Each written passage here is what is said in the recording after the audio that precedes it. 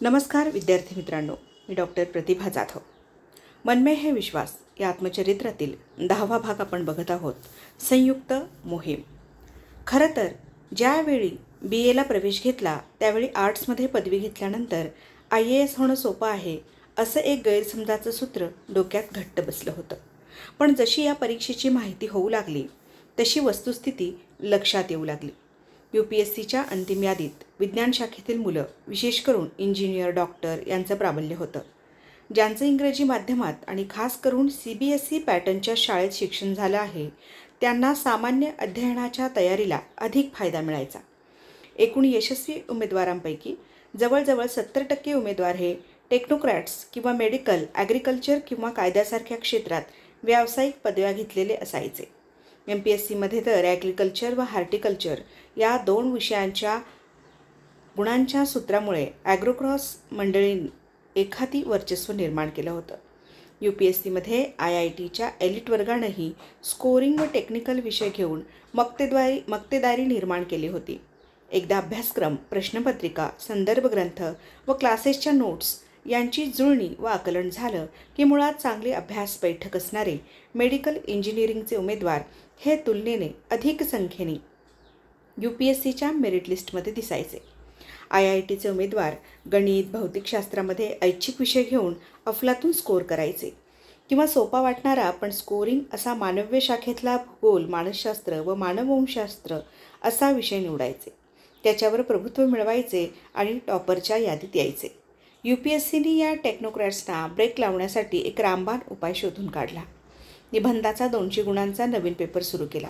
3 तास बसून एकाच विषयावर विश्लेषणात्मक मांडणी करून निबंध लिहायचा होता. साधारणपणे 3000 ते 3500 शब्दांमध्ये हा निबंध लिहिणं अभिप्रेत होतं. आता इंजिनियर्सना सोंग आणून या पेपरमध्ये गुण मिळू शकणार नव्हते. त्यासाठी तर्कशुद्ध मांडणी, भाषा कौशल्य, विषयाचं ज्ञान व चांगलं हस्ताक्षर आवश्यक होतं. UPSCचा हा उपाय काही काळातच फोल ठरला. दिल्लीत असणारे व्यावसायिक क्लासेस हे सगळ्या रोगांचे रामबाण इलाज शोधून काढत असतात. हळूहळू मूळचा गाभा चांगला असल्यानं टेक्नोक्रॅट्सनी हा निबंधाचा पेपरही क्रॅक करायला सुरुवात केली होती. इंजिनिअरिंग, मेडिकलची मुलं आर्ट्स आणि साहित्यासारखे विषय घेऊन मराठी किंवा प्रादेशिक भाषेतून परीक्षा देऊन बाजी मारित होते. आम्ही मात्र असा उलटा निर्णय घेऊ शकत नव्हतो. मी 11वी-12वी सायन्स केल्यामुळे सामान्य अध्ययनाच्या अभ्यासक्रमातील सांख्यिकी आणि विज्ञानाचा भाग समजायला लागला होता. अशा सगळ्या यशाच्या गुणोत्तराची माहिती आली की तणाव वाढायचा. आपला आर्ट्सला येण्याचा निर्णय चुकला होता की काय अशा शंका निर्माण व्हायच्या. गोंधळ, प्रश्नचिन्ह, संभ्रमावस्था आणि ताणतणाव स्पर्धा परीक्षेच्या तयारी करणाऱ्यांच्या पाचवीला पुजून ठेवलेले असतात. UPSC व MPSC परीक्षा पॅटर्नमध्ये कालांतरानं परिस्थितीनुरूप बदल केले जातात. देशातील चांगला, ओजस्वी व कमिटेड तरुणांचा ओघ या क्षेत्राकडे वाढावा हा त्यामागचा उद्देश असतो. कधीकधी अशी काही धोरणं ग्रामीण भागातील विद्यार्थ्यांसाठी प्रतिकूल ठरतात. पूर्वपरीक्षेचा पेपर हा इंग्रजी किंवा हिंदी माध्यमातच असतो. स्पीड व ॲक्युरेसीचा फॉर्म्युला या पहिल्या टप्प्यात महत्त्वाचा आहे. 4 पैकी कोणता एक पर्याय योग्य आहे हे बऱ्याचदा एलिमिनेशन तंत्रानं निवडावं लागतं. 2000 पासून UPSCने निगेटिव्ह गुणपद्धती सुरू केली आहे. त्यामुळे चुकीचा पर्याय निवडल्यास 1/3 गुण कमी होतो. त्यामुळे पूर्वीसारखा आता लग्गा मारता येत नाही. मराठी माध्यमाच्या मुलांना तर भलत्या अडचणींना सामोरं जावं लागलं. पूर्वपरीक्षा बहुपर्यायी प्रश्नांची असली तरी एक प्रश्न एकेका परिच्छेदा एवढा मोठा असतो. तो वाचून त्याचं आकलन व्हायला मराठी माध्यमवाल्यांना क्षणभर अधिक अवधी लागतो. पर्यायही लांबलचक, गोंधळात टाकणारे, काही वेळा परम्युटेशन कॉम्बिनेशनच्या स्वरूपात 2 पर्यायांना एकत्र किंवा 3 पर्यायांची सरमिसळ करून समोर वाचून उभे केले जातात. त्यामुळे सुडोकू परिस्थिती होते आणि कुठला पर्याय आपल्याला सापळ्यात अडकवेल याची शाश्वती नसते. त्यामुळे या पूर्वपरीक्षेला प्रॅक्टिस आणि प्रॅक्टिस याच्याशिवाय दुसरा कोणताही यशाचा फॉर्म्युला नाही. आमच्या वेळी पूर्वपरीक्षेला ऐच्छिक विषय होता. आता त्याऐवजी CSATचा पेपर सुरू केला आहे. सिव्हिल सर्व्हिसेस ॲप्टिट्यूड टेस्ट ही ग्रामीण विद्यार्थ्यांना दुष्काळात येणाऱ्या 13व्या महिन्यासारखी वाटते. या पेपरमध्ये तांत्रिक ज्ञानाची पार्श्वभूमी असणारे बाजी मारतात, पण ह्युमॅनिटीजवाले यामध्ये सपाटून मार खातात. मुख्य परीक्षेतही असेच बदल केलेले दिसतात.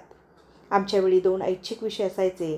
प्रत्येकी 600 गुणांसाठी असणाऱ्या या 2 विषयांच्या अंतिम स्कोअरवर अंतिम निकालातील रँक ठरायची. IITचे इंजिनियर्स फिजिक्स व मॅथ्स घेऊन एवढा मोठा स्कोअर करायचे की आम्ही इतिहास आणि साहित्याचे उमेदवार कितीही झटून अभ्यास केला आणि कुठून पेपर लिहिला तरी त्यांच्या स्कोअरच्या जवळपास पोहोचायचो नाही.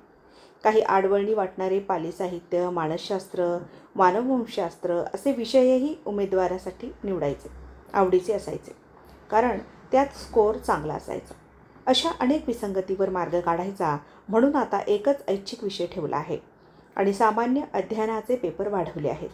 अशा आव्हान देणाऱ्या, चक्रव्यूहात समजणाऱ्या MPSC आणि UPSCच्या दोन्ही परीक्षा यशस्वीपणे द्यायचं रणशिंग फुंकलं होतं. राज्यसेवेच्या तिन्ही परीक्षा प्रक्रियेमधून गेल्या वर्षी गेलो होतो, त्यामुळे अनुभवाच्या बळावर ही बाजी मारायची होती.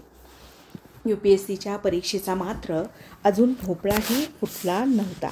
डोळे उघडे ठेवून परिस्थितीचा वस्तुनिष्ठ विचार करून आव्हानाकडे पाहिलं तर ते अशक्य कोटीतलं वाटायचं. ग्रीक पुराणातील राजा सिसिकस जसा पर्वताच्या माथ्यावर मोठा दगड नेण्याचा प्रयत्न करतो आणि तो दगड पुन्हा गडगडत खाली येतो, अशी स्वतःची स्थिती वाटायची. पण एकदा डोळे मिटले, जिद्द पेटली, स्वप्न जागृत झाली आणि रोमारोमात पराक्रम करण्याची नशा संचारू लागली की हेच आव्हान आपण लिलया पेलू असं वाटायचं. वाट जिकडे नेईल तिकडे मला जायचं नाही, तर मला जिकडे जायचं ती वाट मी बनवीन. आता लाथ मारेन तिथं पाणी काढीन. परिस्थिती माणसाला बनवत नाही, तर त्याच्यात काय सामर्थ्य आहे ते ती ठरवते. अवघ्या 15व्या वर्षी शंभू महादेवाच्या साक्षीनं शिवरायांनी कसं स्वप्न पाहिलं. स्वराज्य स्थापनेचं त्यांच्या समोर तर यवनांचं आव्हान चहूबाजूंनी होतं. स्वकीयांनीही त्यांच्यापुढे संकट निर्माण केली होती. पण कसे जिंकले त्यांनी गडकिल्ले, प्रांत निमिषार्धात. निर्जन सह्याद्रीत कसं उभं केलं स्वराज्याचं नंदनवन. स्वतःच्या बाहूंवरील विश्वासानं तो आला, त्यानं पाहिलं, त्यानं जिंकलं. त्यांचेच आठवावे रूप, त्यांचाच आठवावा प्रताप, त्यांचाच आठवावा साक्षेप आणि प्रेरणा घ्यावी त्यांच्या तेजस्वी आणि पराक्रमी चरित्रातून. दैवायतम कुले जन्मम दायतम तू पौरुषम. कोणत्या कुळात जन्म घ्यावा हे तुझ्या हातामध्ये नाही, पण पुरुषार्थ दाखवणं मात्र तुझी मनगट निश्चित करतील. डॉक्टर बाबासाहेब आंबेडकरांनी केवढा मोठा संघर्ष केला आणि मानवजातीचा इतिहास स्वातंत्र्य, समता आणि बंधुतेच्या दिशेला वळवला. मग आपल्यासमोरच हे आव्हान तुलनेनं चिल्लर आहे. भिडायचं आता दोन्ही स्पर्धा परीक्षांना आणि द्यायची टक्कर पुऱ्या ताकदीनिशी हा संकल्प करून अब्जावधी सूर्य रक्तात निर्माण केले. राज्यसेवेची आणि केंद्रीय नागरी सेवेची पूर्वपरीक्षा नेमकी 8 दिवसाच्या अंतरानं आली होती. राज्यसेवेच्या पूर्वपरीक्षेमध्ये काही बदल केले होते. कृषीविषयक घटक, विज्ञाननिष्ठ दृष्टिकोन, वाणिज्य व अर्थ असे वाचायला आणि समजायला किचकट नवीन विषय वाढवले होते. पण आता बहुपर्यायी प्रश्नांची सोडवणूक करण्याचं तंत्र व कौशल्य विकसित केलं होतं. जरी ज्ञानाचा अभाव असला तरी उत्तराचे पर्याय चपखल सुचायचे. राज्यसेवेची पूर्वपरीक्षा सोपी गेली. रूमवर आलो, द्विधा मनस्थिती होती. UPSCची परीक्षा द्यावी की राज्यसेवेच्या मुख्य परीक्षेला पुऱ्या तयारीनिशी उतरायचं. पण अर्थातच कोणत्याही परीक्षेचा भरवसा वाटत नसायचा. सरळ ठाण्यातील वर्तकनगरमधील साईबाबाचं मंदिर गाठलं. सायंकाळची आरती सुरू होती. डोळे मिटून अर्धा तास ध्यानात बसलो. बाकड्यावर दृष्टांत झाला. UPSCची परीक्षा द्यायची. 8 दिवस गेल्या. 2.5 वर्षात केलेल्या मेहनतीचा आढावा घेतला. मायक्रोनोट्सचं पारायण केलं. पूर्वपरीक्षेचं केंद्र सिडनहॅम कॉलेजवर आलं होतं. माझ्या जुन्या हॉस्टेलसमोर लवकर पोहोचलो. हॉस्टेलच्या वॉचमनसोबत कटिंग चहा घेतला. साईबाबांचं बरॅकमधील मंदिर बंद होतं. दरवाजाचं दर्शन घेतलं व परीक्षागृहात गेलो. पूर्वपरीक्षेच्या प्रश्नपत्रिका व उत्तरपत्रिका या संगणकीकृत येऊ लागल्या होत्या. शेजारपाजारच्या 4 जणांचा प्रश्नांचा क्रम वेगळा वेगळा असायचा. शिवाय सुरुवातीला उत्तरपत्रिकेवर व्यवस्थित क्रमाने डिटेल्स व परीक्षा क्रमांक लिहिणंही जिकरीचं होई. पण अर्धा तास अगोदर उत्तरपत्रिका मिळाल्यानं हे सोपस्कार घाई न करता व्यवस्थित भरले. पहिला पेपर सामान्य अध्ययनाचा होता. 94च्या अटेम्प्टवेळी GSनंच घाम फोडला होता. यावेळी करंट इव्हेंटसाठी फ्रंटलाईन, मनोरमा इयरबुक आणि द हिंदू वर्तमानपत्रातून तयारी केली होती. 2.5 वर्षांच्या तपानंतर इंग्रजीही वेगानं समजायला लागलं होतं. फटाफट प्रश्न सुटायला लागले होते. यावेळी मॅक-ग्रॉ हिलच्या मोठ्या फॉन्टच्या किटमधून सायन्सचा अभ्यास केला होता. D.D. बसूंचं राज्यघटनेवरचं पुस्तकही अधिक वाचून काढलं होतं. दत्त आणि सुंदरमचा अर्थशास्त्रावरचा मोठा ठोकळा NCERTच्या इव्होल्युशन ऑफ इकॉनॉमीसोबत डोळ्यांखालून गेला होता. Bipin Chandra, Romila Thapar, A.L. Basham, S.A. Rizvi अशा प्रथितयश श्लोकांच्या ग्रंथांचं वाचन केल्यानं इतिहासावरची पकड घट्ट झाली होती. त्यामुळे पूर्वी जड वाटणारे प्रश्न अलगदपणे विश्वासानं सोडवत गेलो. 2 तासांच्या गॅपनंतर माझा वैकल्पिक विषय म्हणजे इतिहासाचा पेपर होता. पूर्वीचे अगडबंब आकाराचे मोठमोठाले प्रश्न भाषेच्या झालेल्या आकलनामुळे समजू लागले होते. जर एखाद्याचा अर्थ खूपच अडकला तर शेजारच्या पृष्ठावर हिंदीत तो प्रश्न असायचा. हिंदूतून समजणं इंग्रजीपेक्षा अवघड, पण दोन्ही भाषांच्या गोळाबेरजीतून उत्तर मात्र सापडायचं. माझी जगाच्या इतिहासाची तयारी तुलनेने सुमार होती. भारतीय इतिहासावरची पकड मात्र घट्ट झाली होती. हडप्पा संस्कृतीपासून भारतीय स्वातंत्र्य लढ्यापर्यंतच्या कालखंडापर्यंतच्या काळावर 120 प्रश्न विचारले जातात. त्यातील 50% प्रश्न प्राचीन इतिहासावर, उरलेले 50% मध्ययुगीन व आधुनिक भारतावर असायचे. प्राचीन इतिहासातील दक्षिण भारतातील संस्कृती व साहित्यावरचे प्रश्न म्हणजे कसरत असायची. थिरुवल्लुवर, सिलापत्तीकरम, पट्टिरीपट्टू असा शब्दांचा गोंधळ व्हायचा. एकमेकात घुसलेले हे शब्द फोडताना घाम फुटायचा. वरळीतील नेहरू सेंटरमधील डिस्कव्हरी ऑफ इंडियाचं जिवंत केलेलं प्रदर्शन मी सलग 3 दिवस जाऊन अभ्यासलं. नेहरूंच्या पुस्तकाचं चित्ररूपी प्रदर्शन मला इतिहासाच्या त्या कालखंडात घेऊन गेलं होतं. त्यातून मला अनेक जिवंत चित्ररूपी दाखले मिळाले होते. मातीचे व कापडांचे केलेले मॉडेल्स व सोबत भिंतीवर त्या काळाचं विस्तृत वर्णन वाचलं की अवजड संकल्पनांची उकल व्हायची. तत्कालीन भारताच्या आग्नेय आशियातील सांस्कृतिक व धार्मिक विस्तारांवरही काही प्रश्न विचारले होते. कंबोडियातील अंगकोर वॅट या हिंदू मंदिरावरील प्रश्नाचं उत्तरही मला या प्रदर्शनातूनच मिळालं होतं. त्यावेळी आत्तासारखे गुगल मदतीला नव्हतं. त्यामुळे ॲटलासचं बारकाईनं निरीक्षण करावं लागे. परिशिष्ट व पुस्तकाच्या पाठीमागील सूचीची फार मदत होईल. वेगवेगळे संदर्भ सिलॅबस समोर ठेवून ग्रंथांचं मंथन करून शोधावं लागायचे. यावेळी डोक्याचा भुगा व्हायचा. खरं तर या सर्व अभ्यासाशी संलग्न असणाऱ्या गोष्टी बोरिंग असतात. बाहेरच्या करमणुकीशी, मित्रांच्या गोतावळ्याशी, सिनेमा व टीव्हीवरील रंजिकतेशी तुलना करता यातून मिळणारा आनंद तुलनेने कफल्लक असतो. रूमवर अभ्यासाची नाडीची गाठ बांधून पुस्तकामध्ये बुडणं हे शिक्षा भोगण्यासारखंच आहे. सदासेवी अरण्य तारुण्य काळी असं रामदास स्वामींनी या तारुण्यातील तपश्चर्येबद्दल सांगून ठेवलेलं आहे. पण या तपश्चर्येला, परिश्रमाला पर्याय नाही.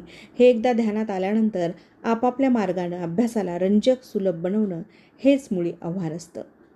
एकदा पिंजरा आवडायला लागला की पोपट बाहेर पडत नाही. तसंच एकदा अभ्यासाशी लग्न लावलं की घटस्फोट नाही. त्याच्या गुलामगिरीत आनंदात नांदायचं, बागडायचं असतं. अशा अभ्यासगंगेत मनसोक्त पहुडल्यामुळं पूर्वपरीक्षा सुखाने गेली. या पहिल्या चाचणीत यशस्वीपणे सुटेन याची खात्री पटली तरी पण 2-2.5 लाखांच्या गर्दीतून 50,000च्या कळपात पोहोचणार होतो. हौसे, नवशे, गवशे कमी होणार होते आणि खरे स्पर्धी उरणार होते. त्यांच्याशी स्पर्धा करायला पुढचे 4 महिने आता कारणे लावायचे होते. त्यावेळी मुख्य परीक्षा 2000 गुणांची होती. सामान्य अध्ययनाचे प्रत्येकी 300 गुणांचे पेपर, 2 ऐच्छिक विषय त्यांचे प्रत्येकी 300 मार्कांचे 2 पेपर, निबंधाचा 300 मार्कांचा 1 पेपर अशा प्रत्येकी 3 तासांच्या 7 पेपरचे गुण फायनल स्कोअरमध्ये पकडले जाणार होते. शिवाय इंग्रजी व मराठीचे प्रत्येकी 300 मार्कांचे पात्रतेसाठी आवश्यक 2 पेपरही उत्तीर्ण होणं आवश्यक होतं. परीक्षेच्या निकालाची वाट पाहून पुन्हा अभ्यास करणं मूर्खपणाचं होतं. प्रत्येक क्षण महत्त्वाचा होता. MAच्या पहिल्या वर्षाची परीक्षा गेल्या ऑक्टोबरमध्ये दिली होती व चांगल्या गुणांनी उत्तीर्णही झालो होतो. त्यामुळे चर्चगेटच्या विद्यापीठ वसतिगृहात पुन्हा प्रवेश मिळाला. 6व्या मजल्यावर समुद्राकडे तोंड करून सिंगल रूम मिळाली होती. छोटीशी टुमदार अशी ही रूम म्हणजे माझ्यासाठी देणगी होती. 1 कॉट, टेबल, खुर्ची, टेबल लॅम्प, बाहेर छोटुकली गॅलरी, भली मोठी खिडकी, अख्खा मी आणि अखंड चालणारा न संपणारा अभ्यास. सामान टाकलं व गॅलरीमध्ये समुद्राकडे तोंड करून उभा राहिलो. संध्याकाळची वेळ होती. सूर्य मावळते वेळी मोठा झाला होता. समुद्रावरून येणारा थंड वारा अंगात शिरशिरी व उत्साह भरत होता. अभ्यासासाठी यापेक्षा चांगलं वातावरण मला मुंबईत मिळू शकणार नव्हतं. माझे डोळे मावळत्या सूर्याच्या साक्षीनं येणाऱ्या सुवर्ण काळाची स्वप्न पाहू लागले. तेवढ्यात माझ्या रूमचा दरवाजा ठोठावला गेला. लॉ कॉलेजमध्ये LLM करणारे 5-6 सिनियर्स रूममध्ये घुसले. सोबत दुर्बीणही घेऊन आले. ते खिडकीजवळ गेले आणि दुर्बीण लावून पाहू लागले. मी गोंधळलो. मला रागही आला. यांना जर सूर्यास्त पाहायचा तर टेरेसवर जाऊन पाहायला काय हरकत आहे. माझ्या रूममध्ये मला आता माझ्या पुस्तकांशिवाय कोणीही लुडबुडायला नको होतं. मी त्यांच्याजवळ माझी नाराजी व्यक्त केली. मला बाहेर जायचे, तुम्ही प्लीज निघा, किंवा समुद्र बघायचा असेल तर टेरेसवर जा, असं आर्जव त्यांना केलं. त्यांचं उत्तर धक्कादायक होतं. अरे 15 मिनटं थांब, समोरच्या फ्लॅटमधला बाथ सीन याच रूममध्ये परफेक्ट दिसतो. माझं काही ऐकण्याची त्यांची मनस्थिती नव्हती. मला त्यांच्याशी वाद घालून माझा पहिला दिवस आणि पॉझिटिव्ह मूड खराब करायचा नव्हता. काही मिनिटात समोरच्या फ्लॅटमधील एका बाथरूमची लाईट लागली. मग काय, मिटक्या मारत या आंबट शौकीनांनी काचांच्या फटीतून अर्धवट दिसणाऱ्या दृश्यांची मजा घेतली. आत बाथरूममध्ये बाई की पुरुष अंघोळ करतोय हेही नीटपणे कळत नव्हतं. भिंतीवरील तसबिरीतील स्वामी विवेकानंदांच्या अस्तित्वानं मला बळ दिलं व नम्र शब्दात मी त्यांना माझ्या रूममधून काढता पाय घेण्यासाठी व पुन्हा पाऊल ठेवलं तर मी हॉस्टेल वॉर्डनकडे तक्रार करेन असं सुनावलं. तोंडातल्या तोंडातच अस्सल शिव्या पुटपुटत ही मंडळी रूममधून निघून गेली. मी खाली गेलो. जुने रद्दीचे पेपर व खिळे घेऊन वर आलो. बाहेरच्या अवर्णनीय आल्हाद देणाऱ्या निसर्गाची अनुभूती देणाऱ्या त्या खिडकीवर वर्तमानपत्र ठोकली. जोपर्यंत मुख्य परीक्षा होत नाही तोपर्यंत ही खिडकी उघडणार नाही, अशी भीष्म प्रतिज्ञा केली. स्वतःला अभ्यासाच्या गर्दीत कोंडून ठेवताना आता कोणताही धागा सैल सोडायचा नव्हता. ऐन 22व्या वर्षी मांसाहार व मांसाहारी दृश्यांचा त्याग केला. मला अभ्यासोगी बनवू लागला होता. मराठी साहित्याचा अभ्यास सुरू केला. भूषण गगराणींच्या नोट्स समोर ठेवल्या. सडपातळ देखणं असणाऱ्या या अधिकाऱ्याच्या नोट्सही तितक्याच नीट, आटोपशीर आणि स्वच्छ. खरं तर मराठीतून UPSC करणाऱ्यांसाठी त्यांच्या नोट्स अमूल्य देणगीच होती. कोल्हापुरात मारवाडी कुटुंबात जन्मलेल्या या अधिकाऱ्याची मराठीवरची पकड पुण्यातील सदाशिव पेठेत राहणाऱ्या कोणत्याही मराठीच्या प्राध्यापकापेक्षा अधिक प्रभावशाली होती. त्यांच्या नोट्सच्या हजारो झेरॉक्स निघाल्या होत्या. त्यांच्या नोट्सची पारायण करणं हे साहित्य विषय घेतलेल्या उमेदवारांसाठी आद्य कर्तव्य असायचं. त्यांच्या नोट्सच्या वाचनानं समीक्षा समजायला लागली, संत पंत तंत येऊन बोलायला लागले, कथा कविता नाटकं कादंबऱ्यांची नव्यानं ओळख होऊ लागली. माझी मायबोली एवढी समृद्ध आणि अमृतातही पैजा जिंकणारी आहे याची प्रचिती येऊ लागली. पूर्वी मुंबईत मराठी असण्याचा संकोच वाटायचा. जसा माझ्या भाषेशी माझा अधिक परिचय वाढू लागला तसा माझा मराठी असण्याचा स्वाभिमान वाढू लागला. तुकारामांचे अभंग आनंद तरंग ठरू लागले. पसायदान पाठ केलं व रोज म्हणायला लागलो. त्यातून प्रचंड आत्मविश्वास व ऊर्जा मिळू लागली. साहित्याची भाषा कळू लागली होती. जाणीवा समृद्ध झाल्या होत्या. जे काही समजायचं उमजायचं ते कागदावर न पाहता उतरवायला सुरुवात केली. अक्षर मोत्यासारखं टपोरं झालं होतं. स्वच्छ पानावर उत्तर लिहायचो, ते वाचायचो, पसंत पडलं नाही तर पुन्हा लिहायचो. ध्येय एकच असायचं की उत्तर तर्क शुद्ध रीतीने विकसित होऊन कागदावर उतरली पाहिजेत. विचारांचा प्रवाह स्वच्छ, खळखळता आणि मुद्देसूद पाहिजे होता. त्यात रुटीन आणि एकांगीपणा नको. मुख्य परीक्षेचं हेच महत्त्वाचं गमक होतं. ज्ञानभांडाराबरोबर त्याची स्वच्छ, सुलभ आणि नितळ मांडणी तितकीच महत्त्वाची असते. कमलेश वालावलकर, हेमंत निंबाळकर, प्रवीण चव्हाण असे साहित्यातले अर्धवयू त्यावेळी SISCच्या वसतिगृहात अभ्यास करत होते. त्यांच्याशी कधीमधी जाऊन लेखनशैली आणि उत्तरांच्या स्वरूपावर चर्चा करायचो. काही टिप्स मिळायच्या. इमारतीचा पाया कणखर होता. इमारतही बांधून झाली, मात्र तिला रंगांनी आणि शिल्पांनी फुलवायची होती, सजवायची होती, जेणेकरून परीक्षकाला अधिक गुण द्यायचा मोह होईल. इतिहास माझा आवडीचा विषय. 10वीला बोर्डाच्या परीक्षेत 60पैकी 60 मार्क मिळाल्यानं पदवीसाठी मुख्य विषय व नागरी सेवा परीक्षेसाठी तो ऐच्छिक विषय म्हणून मी निवडला होता. प्राचीन भारताच्या इतिहासात BAच्या शेवटच्या वर्षीही 100पैकी 90 गुण मिळाले. आमच्यावेळी आर्ट्समध्ये पहिल्यांदाच अंतर्गत चाचणी परीक्षा सुरू झाल्या. अंतिम परीक्षेत त्या परीक्षांना 25% मूल्यांकन असायचं. एकुंडे सर माझे चाचणीचे पेपर इतरांना दाखवायचे.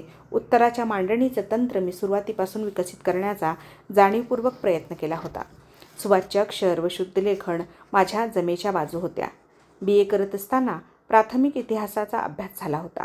पण UPSCच्या 60च्या एव्हरेस्ट चढाईच्या तुलनेत हा अभ्यास कळसुबाई शिखर सर करण्यासारखा होता. गेल्या 2-2.5 वर्षात मी माझा ऐतिहासिक दृष्टिकोन प्रगल्भ करण्याचा सातत्याने प्रयत्न केला होता. माझं इतिहासाचं आकलन अधिक पटींनी व्यापक झालं होतं. पूर्वपरीक्षेसाठी इतिहासाच्या सगळ्या हूज लेखकांची पुस्तकं वाचण्याचा संकल्प केला व अर्धा अधिक पूर्णही केला. पण मुख्य परीक्षेच्या उत्तरासाठी नेमकेपणा आवश्यक होता. पूर्वीच्या प्रश्नपत्रिकांचा अचूक मागोवा घेऊन बनवलेल्या राव नोट्स दिल्लीहून मागवल्या.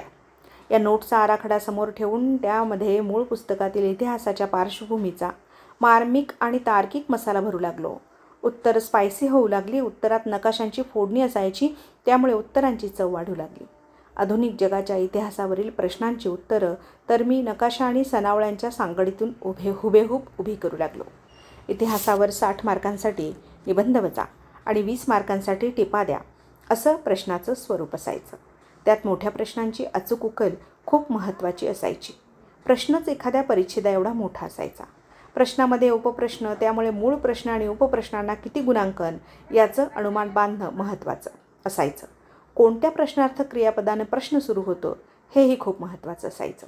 डिस्कस, कम्पेअर, इलोबोरेट, ॲनालिसिस, एक्सप्लेन, एल्युसिडेट अशा प्रकारच्या प्रश्नांच्या रोखानं उत्तराची दिशा ठरवावी लागेल. त्यामुळे जहाजाला लावलेलं शीड योग्य वाऱ्याच्या दिशेनं लावणं सर्वात अधिक महत्त्वाचं असायचं. एकदा संकल्पना समजली की मग विचारचक्र फिरायची आणि पेनाला नेमके शब्द फुटू लागायचे. विहित वेळेत उत्तरं नेमक्या शब्दांमध्ये उतरवणं हे आव्हान असायचं. रावच्या नोट्समधील संकल्पनांचं मराठीत रूपांतर करायला खूप मेहनत घ्यावी लागली. डिक्शनरी, नोट्स, नोटबुक व पुस्तकं यांच्या समतोलातून मराठीतून संकल्पना तयार व्हायच्या. मात्र एवढ्या साऱ्या खटाटोपातून त्या तयार झालेल्या डोक्यात पक्क्या बसायच्या. मराठीतून मटेरियलच्या अनुपलब्धतेमुळे प्रत्येक वेळी संकल्पना कागदावर उतरवताना बाळणपणाच्या वेदना भोगायला लागायच्या. कोशातून फुलपाखरू बाहेर पडताना होणाऱ्या संघर्षातून त्याच्या पंखामध्ये बळ येत असत. तेच बळ त्याला जगण्यासाठी उडण्यासाठी सक्षम बनवत असत. तसा ताप मराठी माध्यमातील विद्यार्थ्यांना त्यावेळी भोगावा लागे. आणि मग तावून सुलाखून निघालेले हे उमेदवार अस्सल मराठीतून चौकार षटकार मारू लागत. सध्या बाजारात मराठीत भाषांतर झालेली, अभ्यासाला लागणारी जवळजवळ सगळी पुस्तकं मिळतात. शिवाय अनेक कोचिंग क्लासेसनी जुन्या नोट्स मराठीत भाषांतरित केलेल्या आहेत. मात्र या आयत्या मिळालेल्या मटेरियलमुळे उत्पत्तीमधील संघर्ष आपसूक कमी झालेला दिसतो. मोठाले दगड फोडून आम्हाला छोट्या छोट्या खडीचे तुकडे करावे लागत. आता बऱ्याचदा मुलांच्या हाती भाषांतरित भुसाही लागतो. त्यामुळे स्वतःची भाषाशैली, लेखन पद्धती प्रयत्नपूर्वक जे विकसित करतात त्यांच्या यशाचं गुणोत्तर अधिक दिसतं. माझा अनुभव हेच सांगतो आणि हीच यशाची गुरुकिल्ली आहे. इतिहासाची उत्तरं लिहिताना मी नेहमी समकालीन घटनांच्या तुलनांचा आधार घ्यायचो. कोणतीही संख्या दिसली की त्या आकड्यांमधून एक इसवी सन निवडायचो. मग त्या साली भारतात व जगात काय घडत होतं याचा फ्लॅश डोक्यात पाडायचो. या उपयोगी छंदामुळे विशेषतः आधुनिक भारताच्या इतिहासावरील उत्तरामध्ये तत्कालीन युरोपमधील स्थित्यंतरं आपसूक डोकवायची.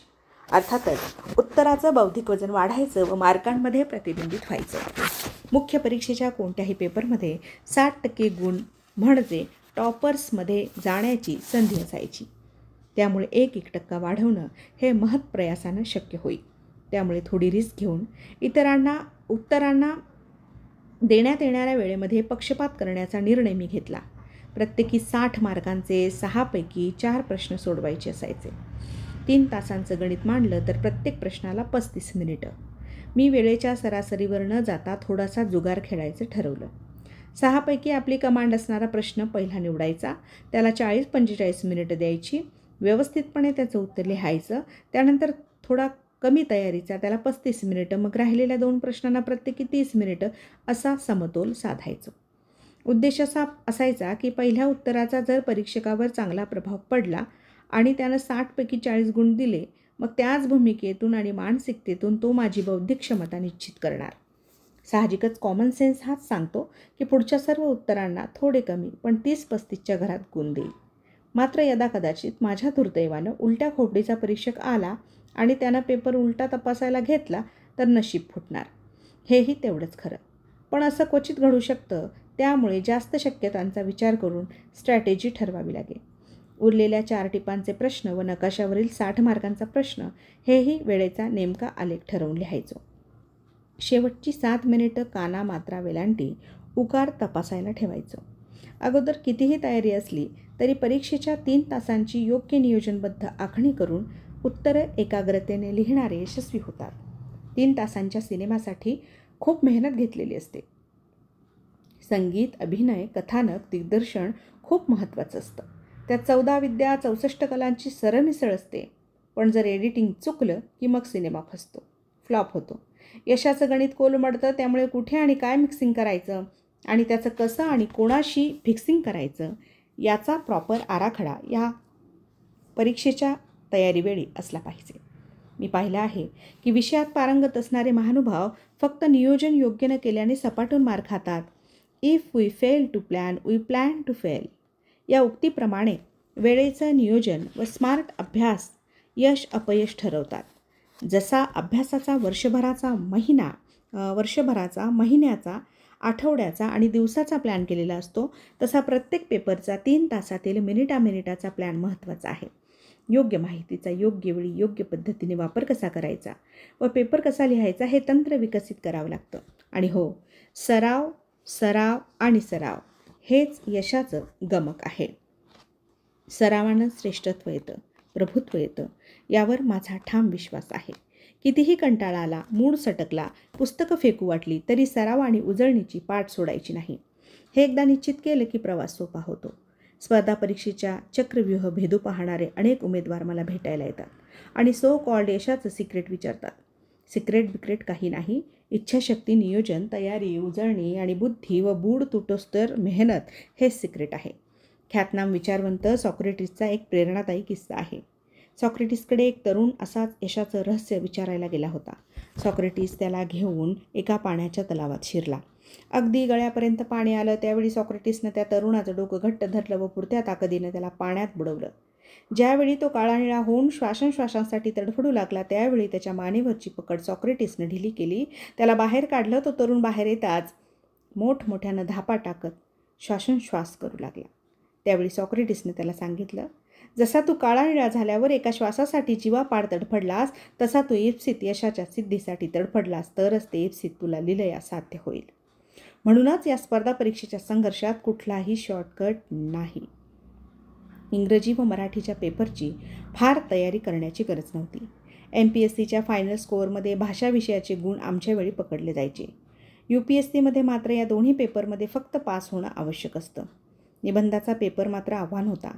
एकाच विषयावर 3 तास बसून काय व किती लिहायचं या 200 मार्कांच्या पेपरात मिळणारे गुण अंतिम स्कोअरमध्ये पकडले जातात. 4 पैकी एका विषयावर निबंध लिहावा लागेल. त्यामुळे पहिल्यांदा कोणत्या क्षेत्राशी संबंधित निबंध लिहायचा हे ठरवलं.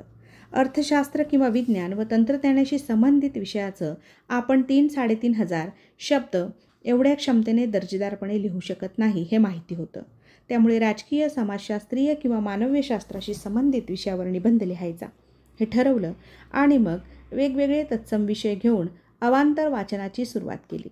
मी 300 पानांची वही निबंधासाठी ठरवली. त्यामध्ये साधारण 30 विषय ओळीने लिहिले आणि ज्या वेळी त्या विषयावर काही माहिती मिळायची, नवीन मुद्दा सापडायचा, त्याची नोंद ठेवू लागलो. निबंध घड्याळ लावून कच्च्या पानावर लिहू लागलो. चांगली कौनं कोट्स विचार पाठ करायला लागलो. याचा उपयोग मला परीक्षेवेळी तर झाला, शिवाय आता फील्डवर काम करताना, युवकांशी संवाद साधताना ते सुविचार माझ्या विचारांना बळकटी देतात.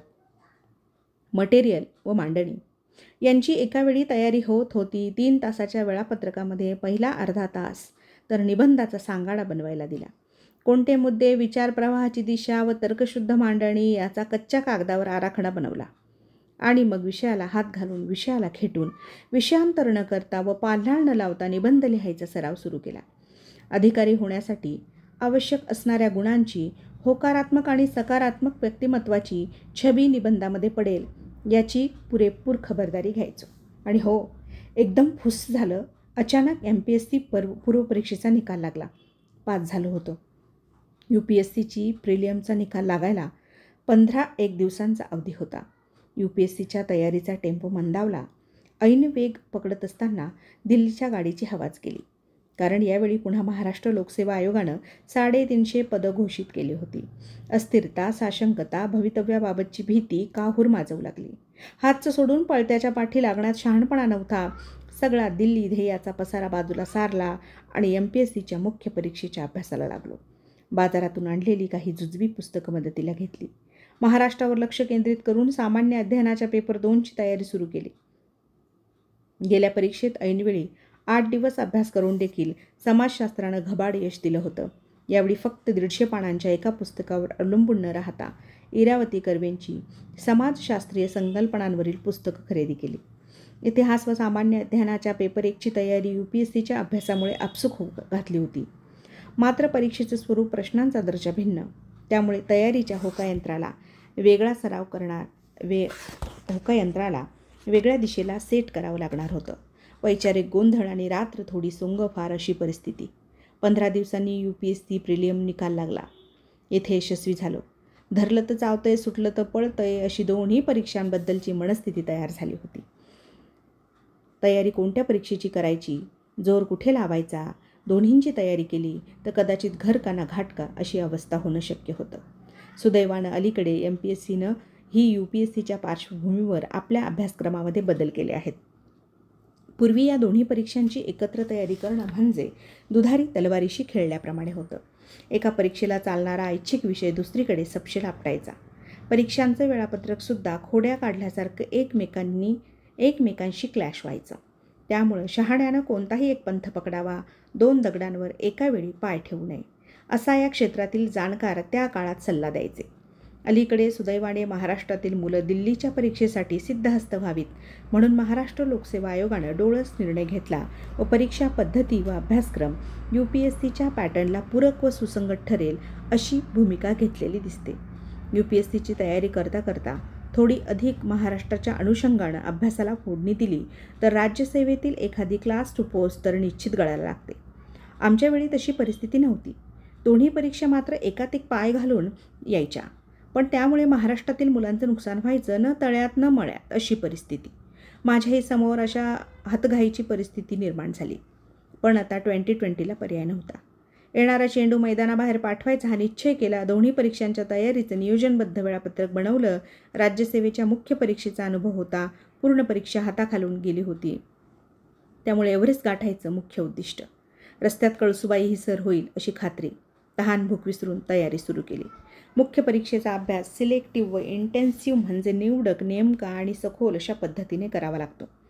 मागील प्रश्नपत्रिका आणि अभ्यासक्रमाचं विश्लेषण आणि येणाऱ्या प्रश्नांचा अंदाज याची योग्य सांगड घालावी लागते. जिथून जे मिळेल तिथून ते उचललं आणि अभ्यासाच्या साच्यात घट्ट बसवलं. शासनाच्या योजना, लोकराज्य मासिकांपासून सिव्हिल सर्व्हिसेस क्रॉनिकलपर्यंत सगळी उपलब्ध मासिकं पालथी घालून त्यातल्या महत्त्वाच्या घटकांवर तयारी केली.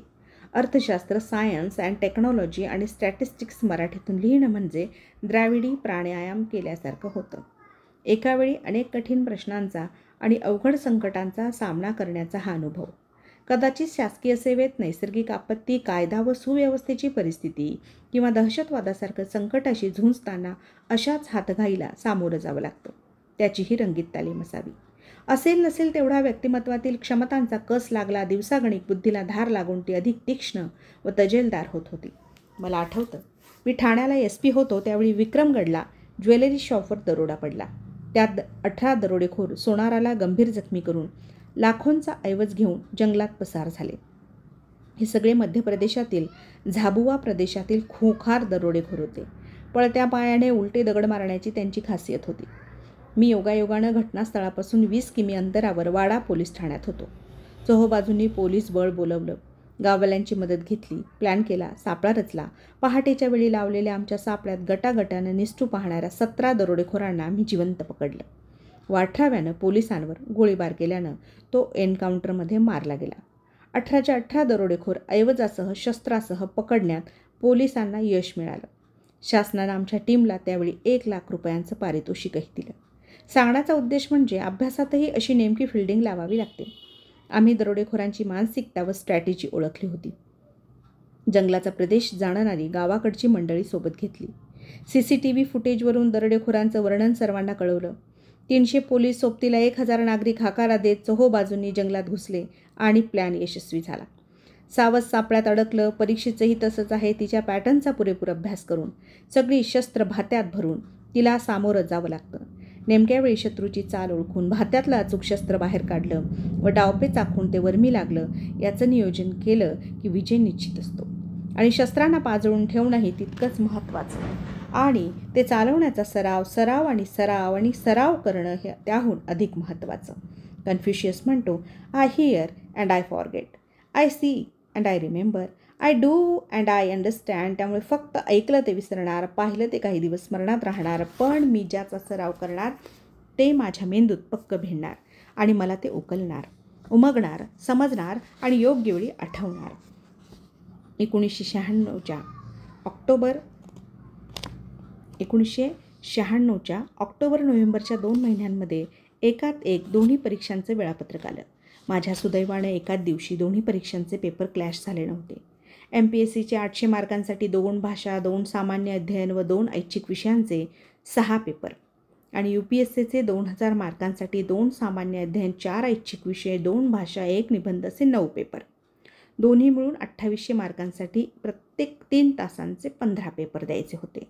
आणि हे पूर्वपरीक्षेसारखे बहुपर्यायी वस्तुनिष्ठ स्वरूपाच्या प्रश्नांचे नव्हते, तर निबंध वजा टिपा, टिपा वजा विस्तृत उत्तरं लिहून एका उत्तरपत्रिकेची साधारण 30 ते 35 पानांची 4500 ते 5000 शब्दांची गलेलठ्ठ बांधणी करावी लागेल.